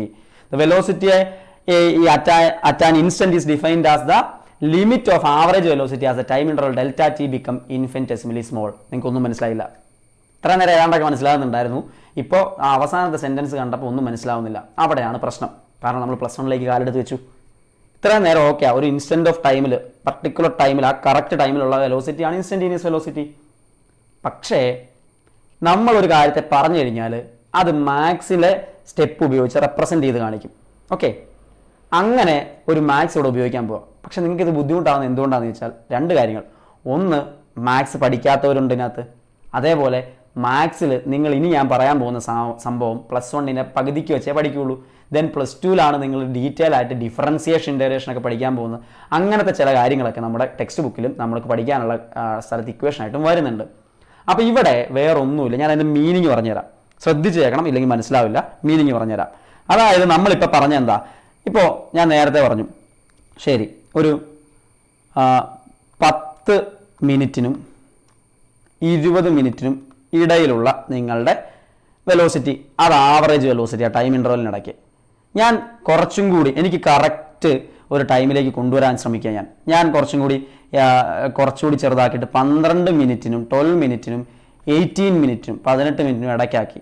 ഓക്കെ, ദെൻ ഞാനതിനെ 14 മിനിറ്റിനും ദെൻ 16 മിനിറ്റിനും ഇടയിലുള്ള ടൈമിലേക്ക് ആക്കി. അപ്പോൾ ടൈം ഗ്യാപ്പ് ഞാൻ കുറച്ചുകൊണ്ടിരുവാണേ, ടൈം ഗ്യാപ്പ് കുറച്ചുകൊണ്ടിരുവാണേ, ലിമിറ്റ് ചെയ്തുകൊണ്ടിരുവാണേ, ലിമിറ്റ് ചെയ്ത്. അപ്പോൾ അത് കഴിഞ്ഞിട്ട് ഞാൻ എന്ത് ചെയ്തു, 14.5 14.5ഉം അതേപോലെ മീറ്റർ, അതേപോലെ തന്നെ ഇവിടെ ഞാൻ 15.5 മീറ്ററിലേക്ക് കൊണ്ടുവന്നു. ഓക്കെ, ദെൻ വീണ്ടും ഞാൻ എന്ത് ചെയ്യാൻ പോവാ, അതിനെ കുറയ്ക്കാൻ പോവാ. അപ്പോൾ അതിനെ വീണ്ടും ചെറുതാക്കി കഴിഞ്ഞപ്പോഴത്തേക്കും വീണ്ടും ഞാൻ ചെറുതാക്കാൻ നോക്കി. 14.8നും 15.2നും ഇടയ്ക്കാക്കി. കണ്ടോ, ആ ടൈം ഇൻ്റർവെൽ കുറച്ച് കൊണ്ടുവന്നു. ദെൻ എൻ്റെ ടൈം ഇൻ്റർവെല്ലിൻ്റെ ഗ്യാപ്പ് എന്ന് പറയുന്നത് ഞാൻ 0.2 ആക്കി, അത് കഴിഞ്ഞ് 0.1 ആക്കി, ദെൻ 0.01 ആക്കി, 0.0001 ആക്കി എന്നൊക്കെ വിചാരിക്കാം. അതായത് ഞാൻ ടൈം ഗ്യാപ്പ് ഇങ്ങനെ കുറച്ച് കൊണ്ടുവരുമ്പോൾ ഈ ടൈം ഗ്യാപ്പ് ഇങ്ങനെ ചേർന്ന് വന്നിട്ട് അവസാനം ആ ഗ്യാപ്പ് ഇല്ലാത്ത അവസ്ഥയിലേക്കാണ് കൊണ്ടുവരിക അല്ലേ. ആ പരിപാടിയെ ലിമിറ്റ് ചെയ്യുക എന്ന് പറയുന്നത്. അപ്പം ഇവിടെ ആവറേജ് വെലോസിറ്റിയിലെ ടൈം ഇൻ്റർവെൽ എന്ന് പറയുന്നത് വളരെ ചെറുതാക്കി കൊണ്ടുവരുമ്പോൾ നമുക്കതൊരൊറ്റ ഇൻസ്റ്റന്റിലേക്ക് എത്തിക്കാൻ പറ്റും. അത് തന്നെയാണ് ഇൻസ്റ്റന്റീനിയസ് വെലോസിറ്റി. ഒരൊറ്റ ഇൻസ്റ്റന്റ് പർട്ടിക്കുലർ ടൈമിലുള്ള വെലോസിറ്റി കാണാനല്ലേ ഇൻസ്റ്റന്റീനിയസ് വെലോസിറ്റി എടുത്തേ. ടൈം ഗ്യാപ്പ് കുറച്ച് കൊണ്ടുവന്നാൽ ആ ഗ്യാപ്പ് ഇല്ലാണ്ടാക്കി കഴിഞ്ഞാൽ ആ ഇൻസ്റ്റന്റിൽ കണ്ടുപിടിക്കാമല്ലോ. അതിനെ മാത്തമാറ്റിക്കലി റെപ്രസെന്റ് ചെയ്യുന്നതാണ് ഈ സെന്റൻസും ഈ ഇക്വേഷനും. ഇത് വായിക്കേണ്ടത് ഇങ്ങനെയാണ്: velocity equal to limit delta T tends to 0 delta X by delta T. എങ്ങനെയാ അതിൻ്റെ അർത്ഥം അറിയോ? ഈ ഡെൽറ്റ ടി ടൈം ഇൻ്റർവെല്ലിനെ കുറച്ച് 0യിലേക്ക് എത്തിക്കാൻ ശ്രമിച്ചു, 0യിലേക്ക് അടുപ്പിച്ചു, അത്ര ചെറുതാക്കി. ആ സമയത്തുള്ള ആ വെലോസിറ്റിയുടെ value delta X by delta t എന്താണെന്ന് നമ്മൾ നേരത്തെ കണ്ടു. ഡിസ്പ്ലേസ്മെന്റ്, ആ ഗ്യാപ്പിലുള്ള displacement, total displacement divided by ആ ടോട്ടൽ ടൈം ഇൻ്റർവെൽ. ഇതിനെ നമുക്ക് വീണ്ടും ഒരു ചെറിയ റെപ്രസെൻറ്റേഷനിലേക്ക് കൊണ്ടുവരാൻ പറ്റും. അതാണ് v equal to D X by D T. V equal to D X by D T എന്ന് പറയുന്നത്. ഇതിന് ഡിഫറൻസിയേഷൻ എന്ന് പറയാം. ഡിഫറൻസിയേഷൻ ഇവിടെ D X by D T, D X by D T എന്ന് പറഞ്ഞാൽ ഇതിൽ ഡി ബൈ ഡി ടി എന്താ പറയുക, സമയത്തിനനുസരിച്ചുള്ള മാറ്റത്തെ കാണിക്കുന്നതാണ്. റേറ്റ് ഓഫ് ചേഞ്ച് ഓഫ് ആര്, ഡിസ്പ്ലേസ്മെന്റ്. എക്സ് എന്ന് പറയുന്ന അവിടുത്തെ ഡിസ്പ്ലേസ്മെന്റ് കാണിക്കുന്ന rate of change of displacement ആണ് velocity, d X by D t. അത് മാത്സ് ആണ്, മാത്തമാറ്റിക്കൽ ഇക്വേഷൻ ആണ്. അതങ്ങ് പഠിച്ചു വെക്കണം. ഓക്കെ, ഡിഫറൻസിയേഷനും ഇൻ്റഗ്രേഷനും നമുക്ക് പഠിക്കാനുണ്ട്. വളരെ ഇമ്പോർട്ടൻ്റ് ആണ്. ഡിഫറൻസിയേഷൻ ഇൻ്റഗ്രേഷൻ്റെ ബേസിക് ഐഡിയ നമ്മൾ ഇനി മുമ്പോട്ട് പോകുമ്പോൾ അറിഞ്ഞിരിക്കേണ്ടതായിട്ട് വരും. സംഭവം വളരെ സിമ്പിളാണ്. ഡിഫറൻഷിയേറ്റ് ചെയ്യുക എന്ന് പറഞ്ഞാൽ, അപ്പോൾ ഇത്രയും നേരമൊക്കെ പറഞ്ഞത് ഫിസിക്സിൻ്റെ കാര്യങ്ങളാണെങ്കിൽ, ഇനി ഞാൻ പറയാൻ പോകുന്നത് മാത്സിൽ നിങ്ങൾ പഠിക്കാൻ പോകുന്ന ഒന്ന് രണ്ട് മാത്സ് സ്റ്റെപ്പുകളെ അതിൻ്റെ ഫിസിക്കൽ മീനിങ് പറഞ്ഞു തരാൻ പോവാണ്. ചിലപ്പോൾ കുറച്ച് ബുദ്ധിമുട്ടായിട്ട് ഫീലിംഗ് ആണ്, നിങ്ങൾ ആദ്യമായിട്ട് കേൾക്കുന്നതാണ്. എന്നാലും ഇത് എന്തിനു വേണ്ടിയിട്ട് നമ്മൾ ഉപയോഗിക്കുന്നതെന്ന് ചോദിച്ചാൽ, ഇപ്പോൾ ഡിഫറൻസിയേഷൻ എന്ന് പറഞ്ഞാൽ വലിയ ടൈം ഗ്യാപ്പിൽ നിന്ന് ചെറിയ രീതിയിലേക്ക് കൊണ്ടുവരാൻ നേരത്തെ ഇവിടെ ഡിഫറൻസിയേഷൻ ഉപയോഗിച്ചു അല്ലേ. അതേപോലെ ഇപ്പോൾ ഞാൻ വളരെ സിമ്പിൾ ആയിട്ടുള്ള ഒരു മീനിങ് എന്താ പറയുക, ഒരു കഥ പറഞ്ഞുതരാം. നിങ്ങൾ രാത്രിയിൽ 10 മണിയായപ്പോൾ, കൃത്യം 10 മണി 10 PM 10 PM ആയപ്പോൾ ഒരു ക്യാമറയൊക്കെ സെറ്റ് ചെയ്ത് വെച്ച് നിങ്ങളുടെ വീടിൻ്റെ ഫ്രണ്ടിൽ ഒരു ചെറിയ റോസാപ്പൂ ഇങ്ങനെ മൊട്ട് വിരിയാറായിട്ട് നിൽക്കുക. നാളെ രാവിലെ ആകുമ്പോൾ അത് വിരിയും നിങ്ങൾക്കറിയാം. നിങ്ങൾ ഓരോ സെക്കൻഡിലുമുള്ള അതിൻ്റെ ഫോട്ടോ എടുക്കാവുന്ന ഭാഗത്തിന് ഓട്ടോമാറ്റിക് ക്ലിക്ക് ചെയ്യിച്ച് റെഡിയാക്കി വെച്ചു, ഓട്ടോമാറ്റിക് ഫോട്ടോ എടുക്കുന്ന രീതിയിൽ. ഓക്കെ, രാവിലെ 10 മണിക്ക് വന്ന് നോക്കിയപ്പോൾ ആ റോസാപ്പൂ നന്നായിട്ട് വിരിഞ്ഞ് നിൽപ്പുണ്ട്. നിങ്ങൾ ഈ ഫോട്ടോ അവിടം വരെയുള്ള, അതായത് 12 മണിക്കൂർ 10 PM to 10 AM കണ്ടിന്യൂസ് ഓരോ സെക്കൻഡിലും ഫോട്ടോ എടുത്തിട്ടുണ്ട്. ഇത് എടുത്തുകൊണ്ട് പോയിട്ട് നിങ്ങൾ ലാപ്ടോപ്പിലൊക്കെ ഇട്ട് നോക്കിക്കഴിയുമ്പോൾ നിങ്ങൾക്ക് ഓരോ സെക്കൻഡിൽ അല്ലേ അതിൻ്റെ ഗ്രോത്ത് അറിയാൻ പറ്റും. ഒരു ദിവസം കൊണ്ട് പെട്ടെന്ന് രാവിലെ നോക്കുമ്പോൾ വിരിഞ്ഞ് നിൽക്കുകയാണെങ്കിലും എപ്പോഴാണ് അതിന് ചെറിയ ചെറിയ രീതിയിൽ പതുക്കെയല്ലേ വിരിഞ്ഞ് വന്നിരിക്കുന്നത്. നിങ്ങൾ ആ ലാപ്ടോപ്പിലെ ആരോ ബട്ടണിൽ ഇങ്ങനെ ഞാനിപ്പോൾ ഞെക്കുന്ന പോലെ മാറുന്നത് പോലെ, ഇങ്ങനെ കണ്ടിന്യൂസ് മാറുന്നത് പോലെ നിങ്ങൾ ഫോട്ടോ എടുത്ത് കണ്ടിന്യൂസ് മാറ്റിക്കൊണ്ടിരുന്നാൽ ആ പൂ ഇങ്ങനെ പതുക്കെ വിരിയുന്നതായിട്ട് കാണത്തില്ലേ. ഓക്കെ, അപ്പം 10 10 PM 10 AM ഇടയിൽ വെച്ചിട്ട് അത് നന്നായിട്ട് വിരിഞ്ഞു എന്നുള്ളത് ശരിയാണ്. ഞാൻ ചോദിക്കുകയാണ്, നിങ്ങളോട് ചോദിക്കുകയാണ്, രാത്രി 1 മണിക്ക് കൃത്യം 1 മണിയായപ്പോൾ 1 AM ആയപ്പോൾ ആ പൂ എന്തോരം ഉണ്ടായിരുന്നു എന്നറിയണം. അപ്പോൾ ഞാൻ എന്ത് ചെയ്യണം, ഇത്രയും ഗ്യാപ്പുകളുള്ള അല്ലേ ആ 12 മണിക്കൂറിലെ ചെറിയ ചെറിയ ചെറിയ ഓരോ സെക്കൻഡിലെ സാധനം നിങ്ങളുടെ ഇരിപ്പുണ്ട്. നിങ്ങൾ കറക്റ്റ് ആ 1 മണി കറക്റ്റ് ആയപ്പോൾ ആ 1 മണി 0 സെക്കൻഡ് എന്ന് പറയുന്ന സമയത്ത് പോയിട്ട് ആ ഫോട്ടോയും എടുത്ത് നോക്കിയാൽ അതാണ് നമ്മളുടെ ആ സമയത്തെ കറക്റ്റായിട്ടുള്ള ഗ്രോത്ത്. അപ്പോൾ ഇത്തരത്തിൽ വലിയ വലിയ വലിയ സാധനങ്ങളെ ചെറിയ ചെറിയ ചെറിയ ചെറിയ ടൈം ഇൻ്റർവെല്ലിലേക്ക് കൊണ്ടുവരുവോ അല്ലെങ്കിൽ ചെറിയൊരു പീസ് നമുക്ക് ആവശ്യമായിട്ട് വരുവോ ചെയ്യുന്ന സമയത്ത് ഡിഫറൻഷിയേറ്റ് ചെയ്യും. എന്നിട്ട് അതിനകത്ത് ചെറുതിനെ എടുക്കും. സിമ്പിളായിട്ട് ഇത്രയുള്ള അർത്ഥം. ദെൻ ഇൻ്റഗ്രേറ്റ് ചെയ്യുക എന്നുള്ള വേറൊരു ടൈം ഉപയോഗിക്കും. ഈ ചെറിയ പീസുകളെല്ലാം കൂടി ചേർത്ത് ഇങ്ങനെ അടുപ്പിച്ചടുപ്പിച്ച് മൂവി വെച്ചപ്പോഴത്തേക്ക് എന്തായി, അത് മൊത്തത്തിൽ ചേർന്നിട്ട് ആ പൂ വിരിയുന്നത് നമുക്ക് കാണാൻ പറ്റി. ഇൻ്റഗ്രേറ്റ് ചെയ്യുക. ചെറിയ ചെറിയ ചെറിയ സാധനങ്ങളെ കൂട്ടി വെച്ചിട്ട് എല്ലാം കൂടി ചേർത്തെടുക്കുമ്പോൾ ഇൻ്റഗ്രേഷനായി. ഇൻ്റഗ്രേറ്റ് ചെയ്യുക, കൂട്ടിച്ചേർക്കുക. സിമ്പിളായിട്ട് ഞാൻ പറഞ്ഞു. ഇത് അതിനകത്ത് വേറെ ഒരുപാട് കാര്യങ്ങളുണ്ട്. സിമ്പിളായിട്ട് മനസ്സിലാക്കാൻ ഈ മീനിങ് അറിഞ്ഞിരിക്കുക. ഒരു ചെറിയ വടി എടുത്തിട്ട്, ഒരു കമ്പെടുത്തിട്ട് അത് പീസാക്കി ഒരേ ഈക്വൽ 1 സെൻറ്റിമീറ്റർ വീതമുള്ള ഒരേ ഡിസ്റ്റൻസിലുള്ള പീസാക്കി എടുത്തിട്ട് നോക്കിക്കഴിഞ്ഞ് കഴിഞ്ഞാൽ അത് ആ വലിയ സാധനത്തിനെ ഡിഫറൻഷിയേറ്റ് ചെയ്തെടുത്താൽ ആ 1 സെൻറ്റിമീറ്റർ വീതമുള്ള എല്ലാ പീസും ഫെവിക്കോൾ വെച്ചിട്ട് ഒട്ടിച്ചെടുത്താൽ നേരത്തെ പറഞ്ഞൊരു 1 മീറ്ററുള്ള വടിയായിരുന്നെങ്കിൽ അതിൻ്റെ 1 മീറ്റർ നിങ്ങൾക്ക് ഒട്ടിച്ചെടുക്കാൻ പറ്റുമല്ലോ. ഈ പരിപാടി തന്നെയാണ്. അതായത് ചെറിയ ചെറിയ ചെറിയ പീസാക്കുന്ന ഡിഫറൻസിയേഷൻ, എല്ലാം കൂടി ചേർത്തിട്ട് വലിയ ഒരെണ്ണമാക്കി എടുക്കുന്നത് ഇൻ്റഗ്രേഷൻ. ഇത് നിങ്ങൾക്ക് ആവശ്യമായിട്ട് വരും. ഫിസിക്കൽ മീനിങ് ഞാൻ പറഞ്ഞ ജസ്റ്റ് അറിഞ്ഞിരിക്കുക. മനസ്സിലായില്ലെങ്കിലും കുഴപ്പമില്ല, നമുക്കത് ആവശ്യം വരുന്ന സമയത്തൊക്കെ ഞാൻ നിങ്ങളെ ഓർമ്മിപ്പിച്ചോളാം, കുഴപ്പമില്ല. അപ്പോൾ ഇവിടെ എന്തായാലും ലാസ്റ്റ് സെൻറ്റൻസ് മാത്രം നിങ്ങൾക്കൊരു ചെറിയ ഡൗട്ട് വന്നിട്ടുണ്ടാവും. ബാക്കിയൊക്കെ ഒരു കുഴപ്പമില്ല, നിങ്ങൾക്ക് സിമ്പിളായിട്ട് മനസ്സിലാക്കാവുന്നതേ ഉള്ളൂ. സോ യൂസ്ഫുൾ ആയെന്ന് പ്രതീക്ഷിക്കുകയാണ്. നന്നായിട്ട് കേട്ട് മനസ്സിലാക്കാൻ ശ്രമിക്കുക. നമുക്ക് വീണ്ടും ഡൗട്ട് ക്ലിയറിംഗ് ഒക്കെ നടത്താം. നന്നായിട്ട് പഠിക്കുക. മുമ്പോട്ട് ഇതിൻ്റെ ആവശ്യം വരും. Okay, thank you.